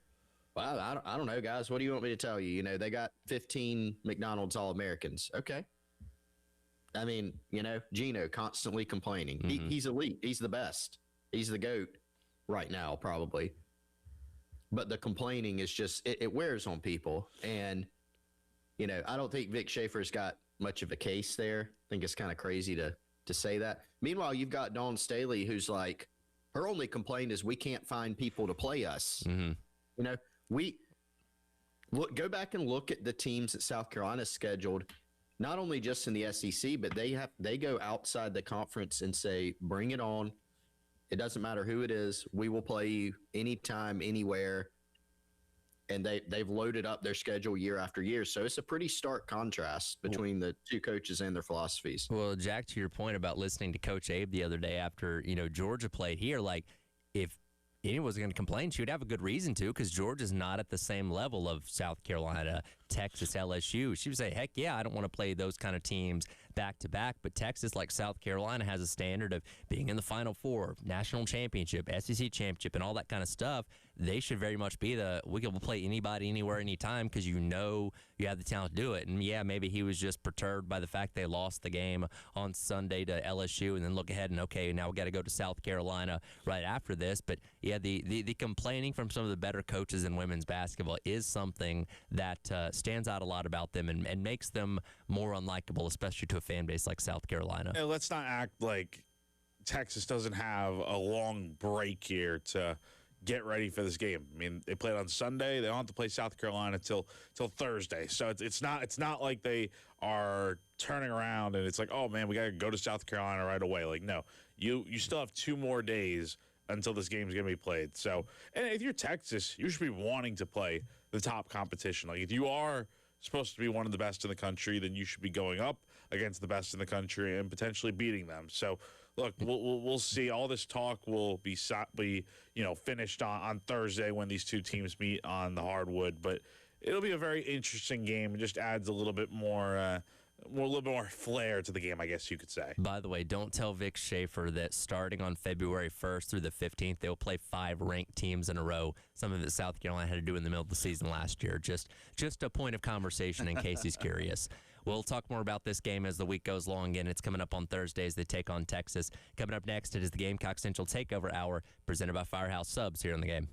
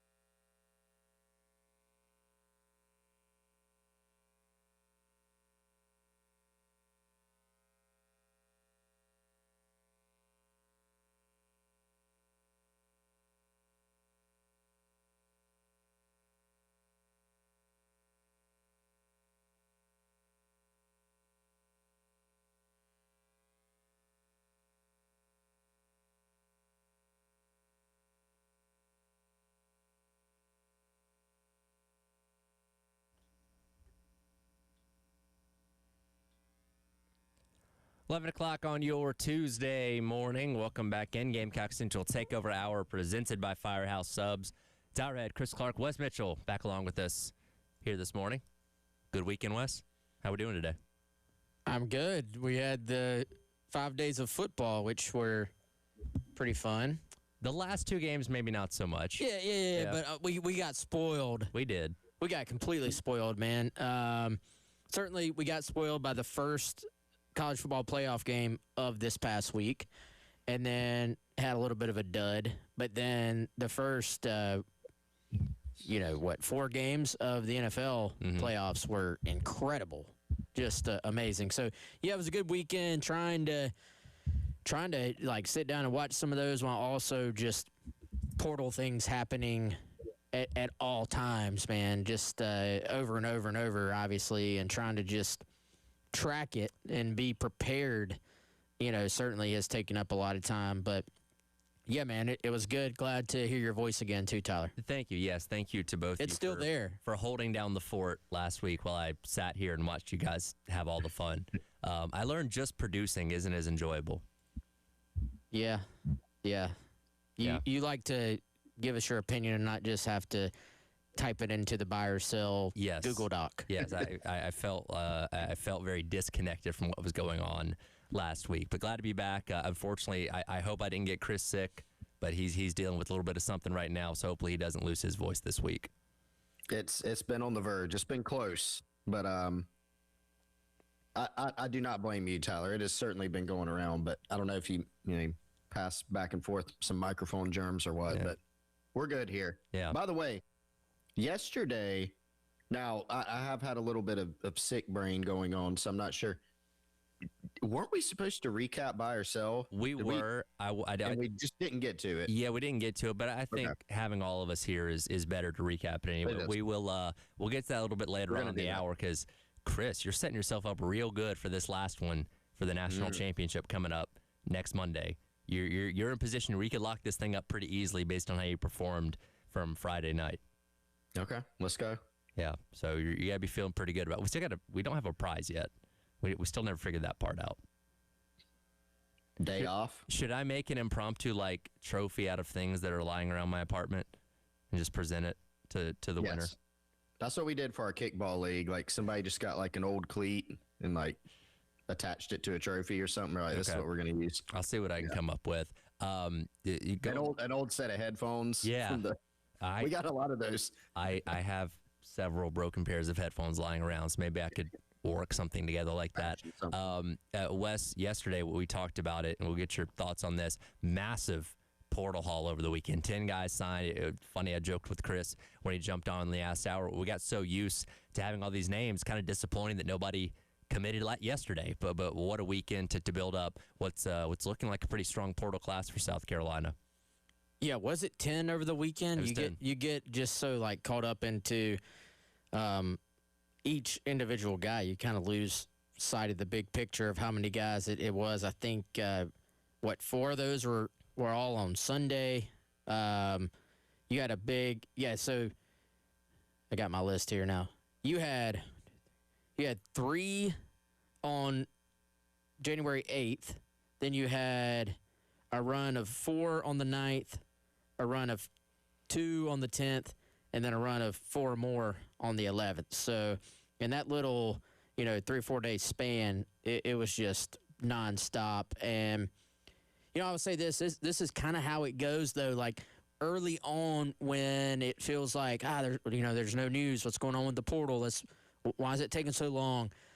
What you see in terms of these commitments a few days later, all that is kind of bubbling up behind the scenes. The lead up, you've got to get these guys on campus. You got to get these visits locked in. There's a lot of, let's be honest, there's a lot of negotiation.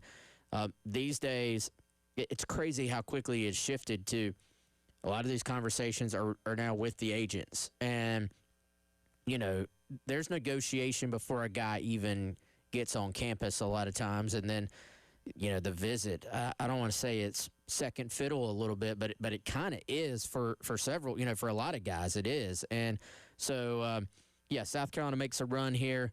starts checking off the boxes in terms of some final needs. And there's a few needs left, but you can really start to see now with 17 total commitments what this class in terms of the transfer portal is kind of going to look like. And Tyler, I don't know if there's a guy specifically you want to hit on first, but is there? No, you can go anywhere you want with that. Oh, okay. Chris, which of these guys are you most intrigued by from the last few days? Which of the 10? Yes. Which of the 17 guys? Which of the 10? We'll cut it down to the 10. Yeah, let's cut it down to 10. So, first of all, I mean, we could go so many directions. I am pretty interested, guys, in Jabri Coleman. And I could pick, I could make a case for any of them, almost any of them probably. Jabri Coleman, very interesting to me for several reasons. So we all know South Carolina needed to add some depth through the portal, and they may not be done there. They now have 2 additions at the running back room through the portal. So if everybody on the current team comes back, now you're at 5. That's a lot better than 3. That's where you want to be. So far, they have not added a guy that's okay, that guy was a bell cow back at his previous school, because Sam Williams-Dixon from Ohio State, couple years there, has played a little bit. Jabri Coleman only spent 1 year at Penn State, literally didn't see any game action, took a red shirt. But I think you keep in mind a couple things. Number one, South Carolina has not signed a high school back in 2 cycles. So this is almost really a mix between getting a high school guy and a portal guy. In Jabri Coleman, you're getting someone who is a former highly ranked guy. Wes, you pointed this out. Really good film out of Philadelphia. Same high school, I think, as former Gamecock and Arkansas Razorback David Williams. Formerly committed to Georgia. Stan Drayton recruited him. Stan Drayton coached him. He seems to like him. There's already a familiarity there. And so you're bringing in a guy that, maybe he factors in this year, but he could also factor in for you in the future because he's got a full slate of eligibility. I'm really intrigued by him.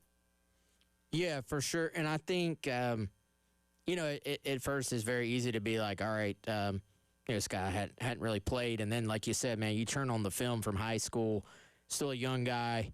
You see him just I always read and heard you should tell high school recruits, hey, put your most impressive play on the top of your highlight just to grab everybody's attention.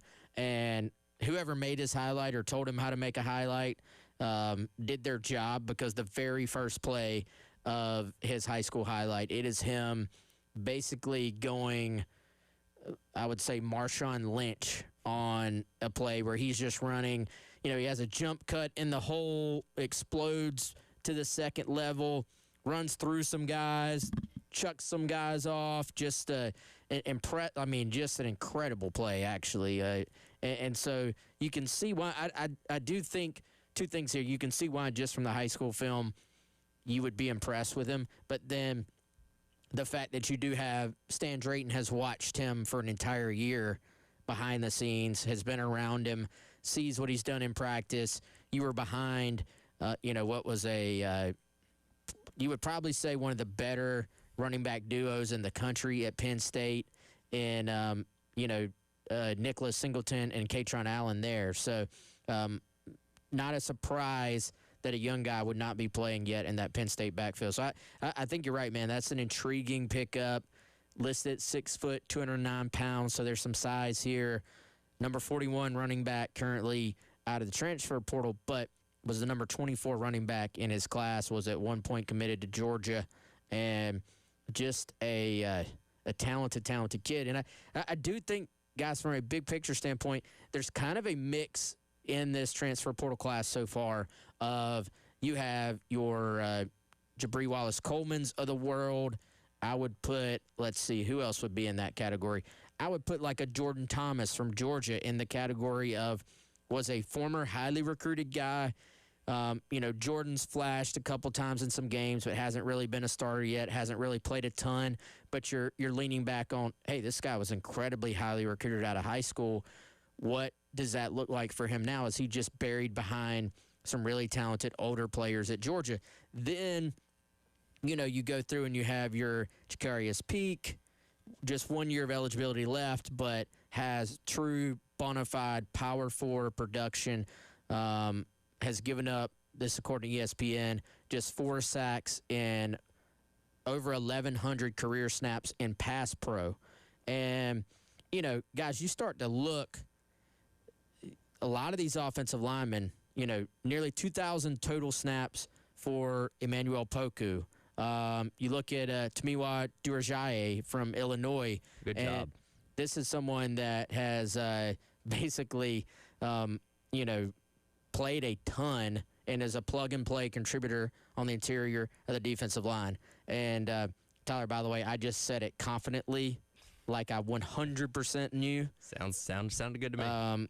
You know, just thinking everybody would go with it. And then you got the Collins boys. I mean, you got Drew, who, you know, is coming from Arkansas State, was even kind of a reserve guy there, but is, you know, 6'4", 6'5", is kind of that classic raw pass rush type that you're going to try to develop. His brother, Kelby, you know, number 36 defensive lineman in the portal, 410 overall, was a former this guy was highly recruited out of high school. And, you know, you go, you're like, well, has Kelby done much? Well, he played as a true freshman at Florida, was a rotational guy there, rotational guy at Alabama, but has been on the field at all 3 spots. Pretty solid PFF grades, 69.7 as a freshman, 73.7 as a sophomore, 70.1 as a junior. And I think, is that just kind of classic, you say classic, but modern classic transfer guy who has played at his previous stop but will step into a bigger role at his new stop. Yeah, we'll certainly have to see. We'll continue to break down some of these names that have come in over the weekend, the past couple of days, and continue to look ahead to what else South Carolina can add out of the transfer portal as it continues to stay open through the rest of the week as the Gamecock Central Takeover Hour, presented by Firehouse Subs, rolls on your Tuesday here on The Game.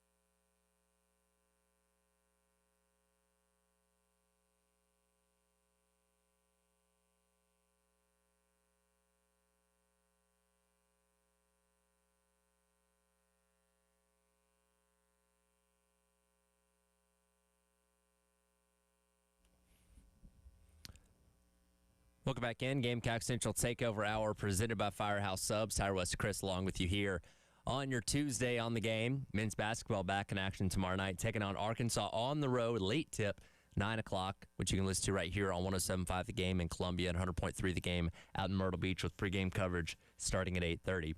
As Lamont Paris's team tries to get it back in the win column in conference play. Again, so much happening when it comes to the transfer portal in Gamecock football and keeping up with all the guys going in the portal. Had another one enter today in Ryan Brubaker. There goes another offensive lineman, as well as guys coming in with the massive haul they had over the weekend. Gamecock Central has a great transfer portal headquarters that you can go and see all this stuff and transactions and moving and all that kind of stuff to keep it all in one place. And looking at it, I just checked it again. One thing that stands out, I don't know if this is something to be concerned about or what the deal is, but Jaden Gibson still is not officially signed with South Carolina. Is that correct? What do we know about that? Yeah, they have not announced his signing at this point. We've checked on it a couple times at last check. I don't think it's anything to be concerned about. A lot of these guys actually should be on their way to Columbia right now. I was talking to the agent of one of these players, and he was like, yeah, we're like packing up and rolling. So, I wouldn't be shocked if Jaden just enrolls, basically. You don't have to sign. Mm-hmm. So I wouldn't be surprised if he just enrolls at South Carolina. You don't actually have to sign anywhere. What do you think, Chris? Yeah, I agree. I don't think that's been a common question because when you see everybody else sign, you're like, what's going on? I don't think it's that big of a deal for South Carolina. We haven't heard of any concerns or anything like that so far for Jaden Gibson. Don't think there's any problems. Yeah, and he's the only one on the list y'all guys have here as of right now that hasn't signed. But again, we'll see what happens over the next couple of days. As of right now, again, things do slow down a little bit as you get deeper into the portal. Don't have anybody else that's officially coming to visit yet. You mentioned that little bit of a dead period, but still an opportunity to bring guys on campus. And as Chris and I talked about yesterday, don't forget we also have the expanded scholarships this year. So you go from 85 to 105, and based on the numbers as of right now, Carolina, I believe, still has 19 more spots they could potentially fill. Doesn't mean you're still going to fill all of those with the portal, but still a lot more room where they can fill these rooms out a little bit more if they have the opportunity to do that. I think I would not be shocked if, I would say prepare yourself. I would not be shocked if you see South Carolina add some guys along the way that you're going, what? That guy hadn't really done a ton. And you have to remind yourself, this is not old school recruiting where you just, especially if you were a blue blood, you just stacked as much talent as you possibly could, right? And you were just saying, bring in that 4-star, bring in that 5-star. He'll compete, and then, he'll stick around and possibly wait to play. Not like that anymore. You have to build out your depth. So some of your depth you hope is going to be a little bit old school by like, hey, it's our young players, our freshmen, our sophomores, our guys who are still going and kind of waiting their turn to play. You hope you can build out depth that way, but it's just not realistic anymore. So I think for South Carolina, this final little stretch, so it's a 3-day dead period that will end after Wednesday.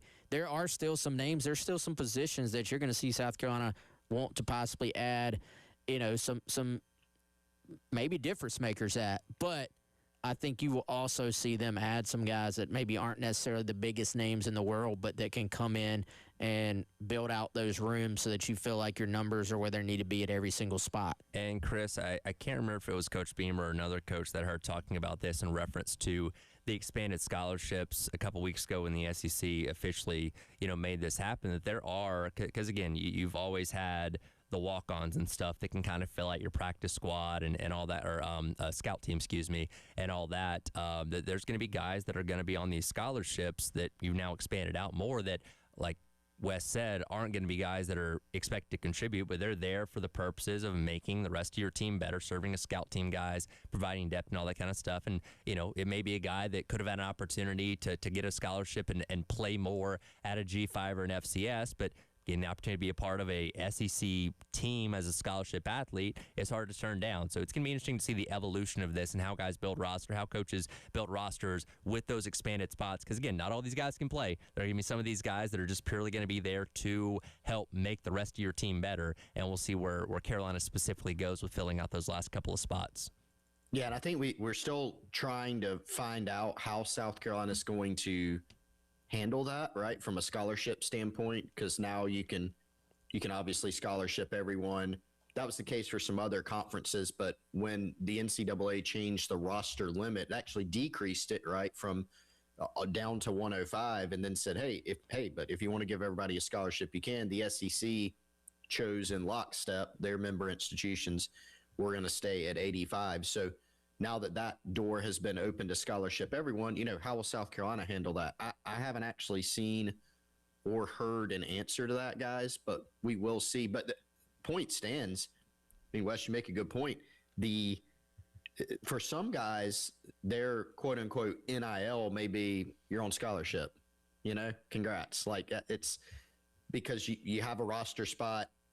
When you look at the offensive line, for instance, that's the position that's going to end up being heaviest on numbers, really by necessity, and I think that's the number has increased, guys, because they've had probably, I don't know, couple more portal defections than you were expecting. You kind of got to go make those numbers right just from a practice standpoint. You already needed to add some pieces, some depth. You needed some starters, multiple starters probably up front. You cannot go on the quote-unquote NIL marketplace and sign, 8 to 10 offensive linemen at starting offensive line rates. That would be your entire NIL budget probably very, very quickly. So Carolina, I think out of the group that they have already landed, they have multiple guys who I think will end up starting for this team or having a say in being able to start for this team. There is going to be some, I don't want to use the word filler. That's not correct, but there's going to be some pieces that are a little bit more along the lines of depth pieces going forward, particularly on the O-line. Now, is there still an opportunity for some difference makers at a couple spots? Yeah, maybe there's an edge out there who's an impact guy. We know South Carolina's still targeting that position. There's still room, I think, if it's the right guy, another running back, I think, and maybe some others too. But Carolina's met a lot of their needs so far. They've gotten a lot of guys that are starter caliber, but there's more needs on the board, and some of them are going to end up being more along the lines of depth pieces. Yeah, so again, we'll see how South Carolina continues to fill out the roster over the next couple days and weeks as, again, the portal closes in terms of putting your name in it later on this week. You can still continue to pull guys out of that over the next couple weeks, though there is the element of school starting and wanting to get everybody in line with that as well. Of course, next time we'll get the opportunity to see these guys actually practicing and stuff will be with spring practice coming up. But will there be a spring game? Because right now there are some doubts about that. We'll get into that conversation coming up next. It is the Gamecock Central Takeover Hour presented by Firehouse Subs. Tyler West and Chris on your Tuesday on the Game.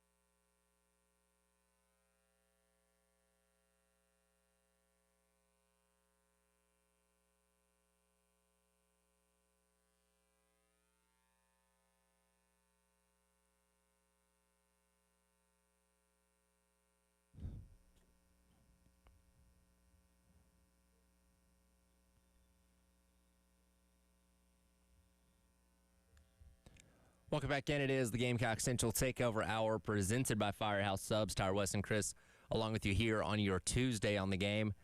Chris, Garnet Yardbird is showing you some love on the live stream. He says the Ask Chris thread on GC is worth the sub alone. So he seems to enjoy your daily Ask Chris thread.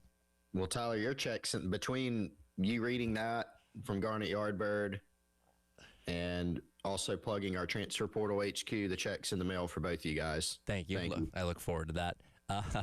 Again, a lot of things still to go on with the transfer portal of these next couple days and weeks, but we're not all that far away from spring practice either, coming up here in a couple months. And, last spring, the dominant conversation around college football was the future of spring games. Matt Rhule kind of was the tip of the iceberg in terms of those games being canceled when he questioned, tampering and spying and all that kind of stuff when it came to the transfer portal being open after spring practice, of not wanting to expose his guys to people that could come and poach his talent. So he canceled the Nebraska spring game. A lot of other programs around the country proceeded to cancel theirs as well. Carolina was one of the few to actually have one, albeit not on television. If you weren't in Williams-Brice Stadium, you didn't get a chance to see it, but they still had the game nonetheless.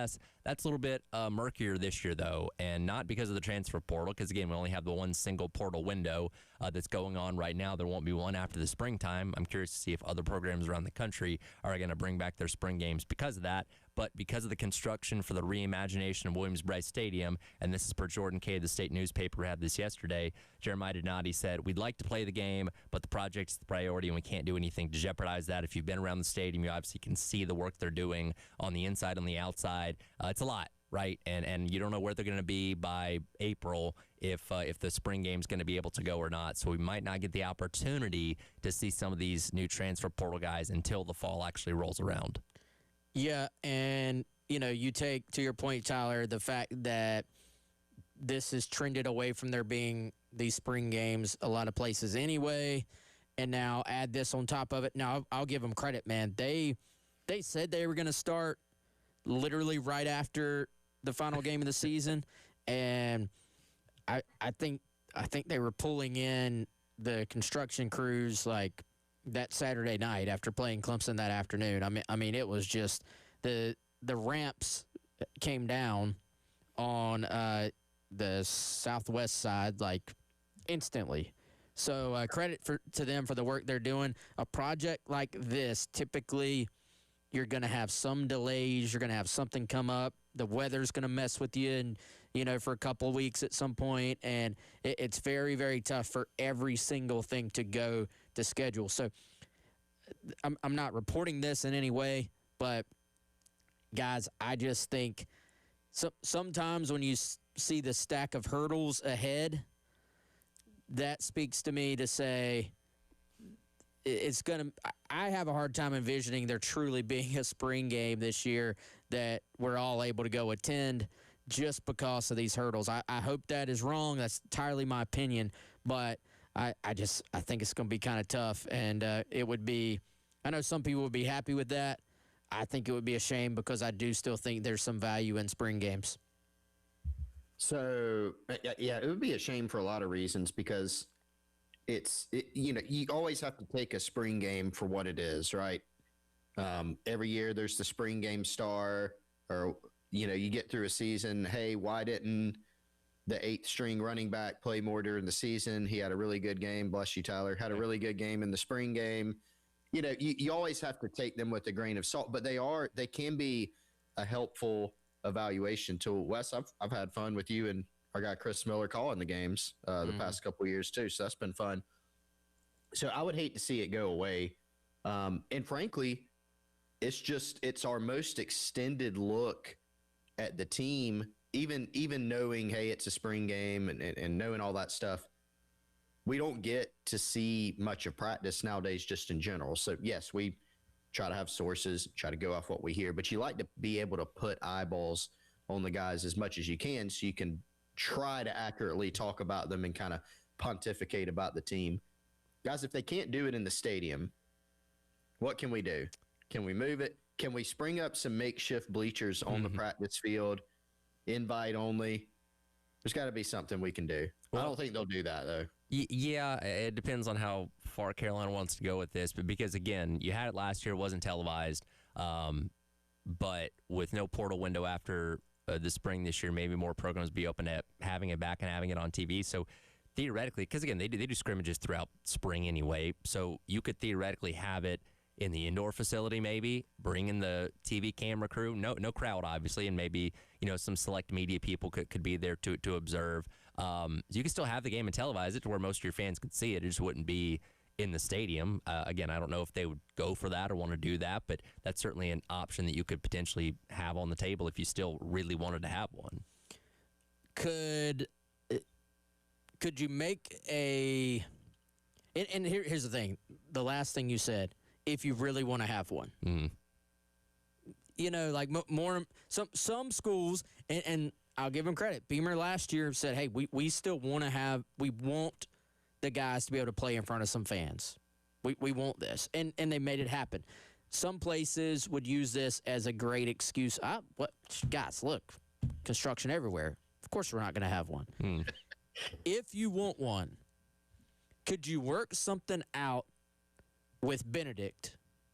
They have very nice facility. Yeah, I've watched state championship games there. Charlie W. Johnson Stadium is in Columbia. I'm looking at Experience Columbia's website. It says seating capacity of 10,000 people, which can be expanded to 15,000. So, could you work out a deal with them? Actually charge for admission to the spring game $5, $10, or maybe even do a raffle and be like, you got to pay $1 to get in the raffle. You got to pay $5. Maybe sell some seats at a high dollar and say, look, Benedict, can we work out a deal?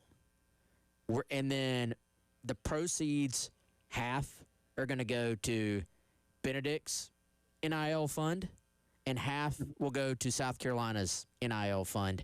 You're paying for a ticket, but you're also paying to help out student athletes at both. I don't know what the logistics of doing that would look like. I have no idea. There's probably red tape, blue tape, all kinds of tape, but on the surface, it feels like it would be a decent idea. Yeah, again, going back to if you really want to and put the effort to make that happen, I don't think Benedict would say no to that. You know what I mean? That would be an obviously good opportunity, for them as well. It just kind of goes back to the desire from, and it really just falls at the feet of Coach Beamer. Like, do you want to have a spring game? You had one last year. We saw the trend around college football, and we'll see what the other programs around the country decide to do. Do you want to still have this? And, what levers do you want to pull to make this happen? Wes, you just workshop that entire thing on the fly there? Well, I was thinking of Columbia stadiums, and what's the biggest high school stadium around here? Is anything bigger? No. Okay. And I mean, I'm with you. I mean, it's a nice facility. Like, that would be, and that was the first thing that came to mind. Is like, I mean, what is the normal spring game attendance, Wes, or somebody's looking out and basically eyeballing it? They say 30 to 40,000. I mean, somebody looks out, 38 to 49. There you go. Sounds good. Yeah, so you would have to limit it. That's what came to my mind as you were saying. It's like, just charge for the thing, because some people have started charging for it anyway. Yeah. So you'd be talking like half of what a normal spring game would typically bring in if you're talking like 15,000. But I agree. It is a question of motivation, right? Like, how motivated are you? And even if you're motivated, say, yes, we want to have a spring game, the fact that you would have to move locations, like, logistically, that just makes it tough. It's not as easy as, let's just pack everything up and move down the street, go to Benedict. Like, there's a lot of considerations there. It would probably be tough, but I love the idea. Now, if you don't have the spring game, you just get the additional practice, right? Like, it serves an additional practice day. Yeah. Maybe they've deemed that as more beneficial at the end of the day with how many new guys you have and how many spots you're trying to figure out. Maybe just having an extra practice at the end of the day is more beneficial than playing the game in their eyes. I don't put that into the ether. I'm just saying that's a possibility. We're throwing things out there. Hey, I mean, guys, there's been all this talk about scrimmaging other teams anyway. Let's just make some actual history and see if Benedict wants to do a controlled scrimmage. I mean, that would actually probably benefit both sides, I think. What did we learn last year when Syracuse and Colorado were talking about this? There's not a specific rule against this, right? Was that the case? I don't think there is, but then didn't they get told they can't? Because weren't they? They were talking about it. There was something that came up that prevented them from doing it, but I don't think the NCAA has a specific rule that says you can't. Yeah, the NC basically they had asked the NCAA if they could do it, and there must be some kind of rule because they did have to submit a waiver request. Like you can't have an inter squad whatever. You cannot have a joint practice or like a multi-team scrimmage, and so they requested a waiver, and the oversight committee were like, no. But if you did it like the NCAA committee, here were their three reasons. I just looked them up. Okay. A recruiting advantage when other teams couldn't hold a similar scrimmage. Okay. Other teams could ask. Academic impact for athletes missing classes to participate in the practices in the scrimmage. Okay. Since when are we worried about that? Well, weren't they going to have a spring game anyway? Yeah. Okay. What? The late timing because most teams have planned out spring practice. Those are the three worst reasons. Basically, they're just no fun. That's the main reason. And I always ask this when it comes to the NCAA now because they're getting more powerless by the day. Like, if you did it, what would they do? Like, what could they actually do to penalize you at this point? Probably nothing. Send you a strongly worded email. Oh, you lost 10 recruiting hours. Oh, no. I don't know. They can't go on the road Tuesday. Yeah, they can't really do much now. Go for it. Why not? Beamer, if you're listening, give it a shot. I know somebody in this building who would love to call the first play. Yeah. Averaging 29 yards per play. Actually, he probably needs to retire. I was gonna say, I think we need to see as much. I think we need to see as much Kendall Browse as possible. That was fun last year, but I don't think people are as advocating for guest play callers as much this time around.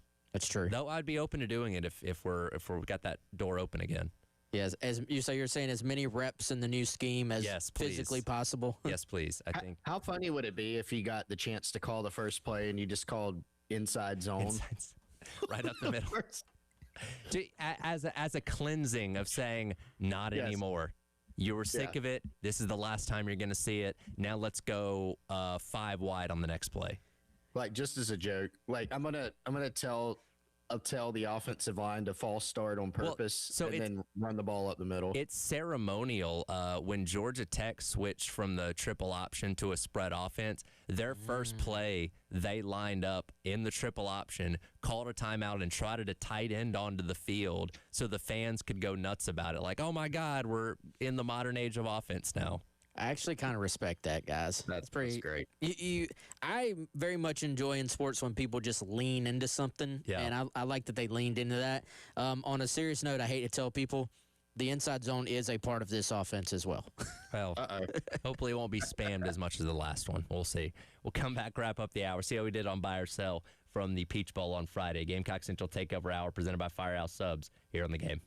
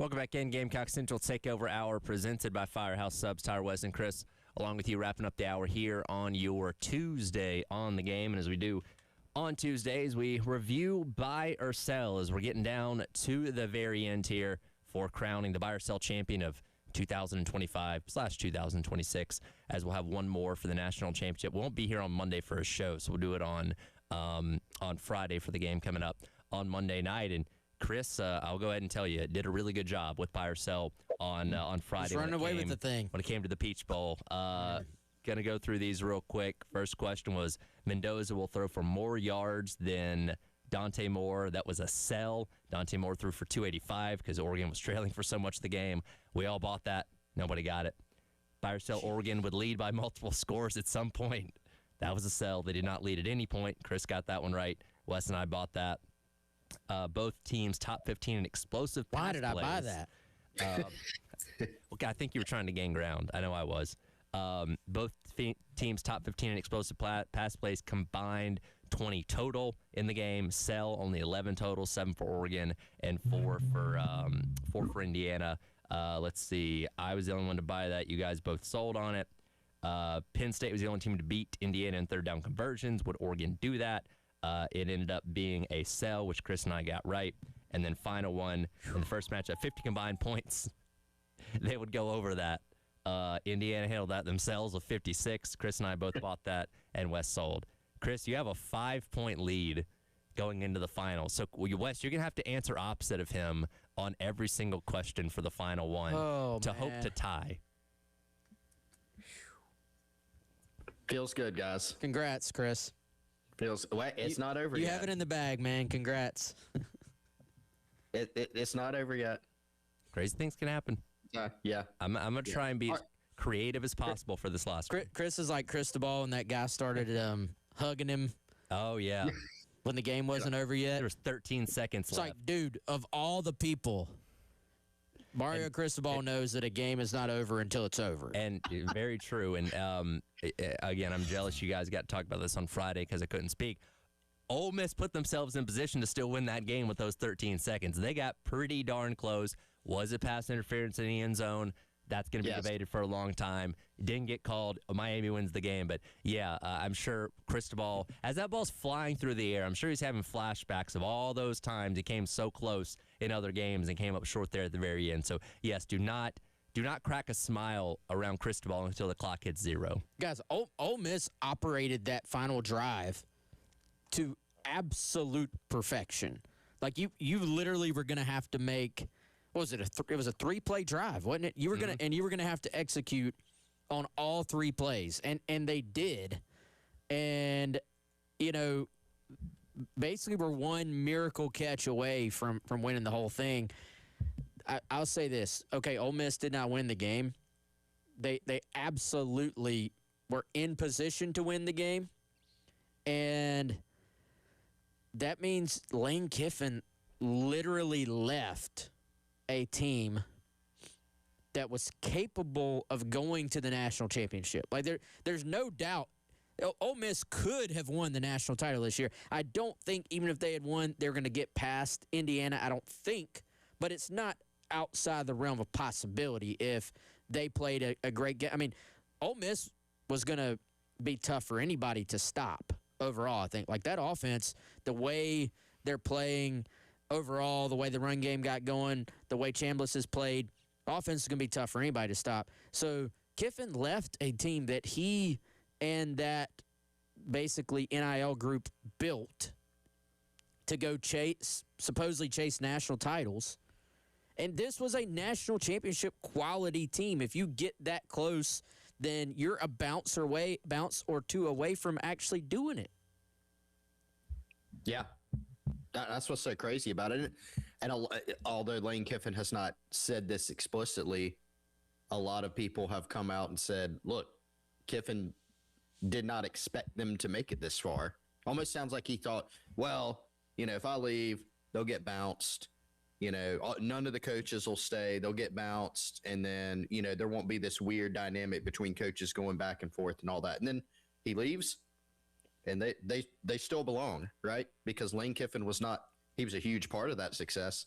He was not the only cog in it. By the way, guys, that last play, I know it's tough because of the situation. A lot of people don't want to make that call because it's the last play of the game. It's kind of a Hail Mary situation. If that play doesn't happen in the end zone on the last play of the game, or even if it does, that's a PI call. Yeah. Am I wrong? No, you're not. I mean, that's a PI call. When is the last time you remember? When is the last time you remember a Hail Mary having a PI call though? Like a last heave at the end of a half or the end of a game, like that. I think in the minds of officials, that's almost kind of like a free reign type of play, unless it's just so specific. Unless you just club the guy in the back of the head, like literally bear hug him, basically. Like unless you just pull him down, like what happened. Normally a Hail Mary, you've got 8 guys lined up, and yeah, you're jockeying for position, like you're going up for a rebound in basketball. You're jumping, you're hoping to tip the ball. You're not typically getting kind of a one-on-one with a guy getting tossed down. Yeah, well, they didn't make the call. Miami's playing for the national championship at home, and Ole Miss has got to wait at least one more year. We'll see. We'll talk more about that game as the week goes along. I'll do it for the Gamecock Central Takeover Hour.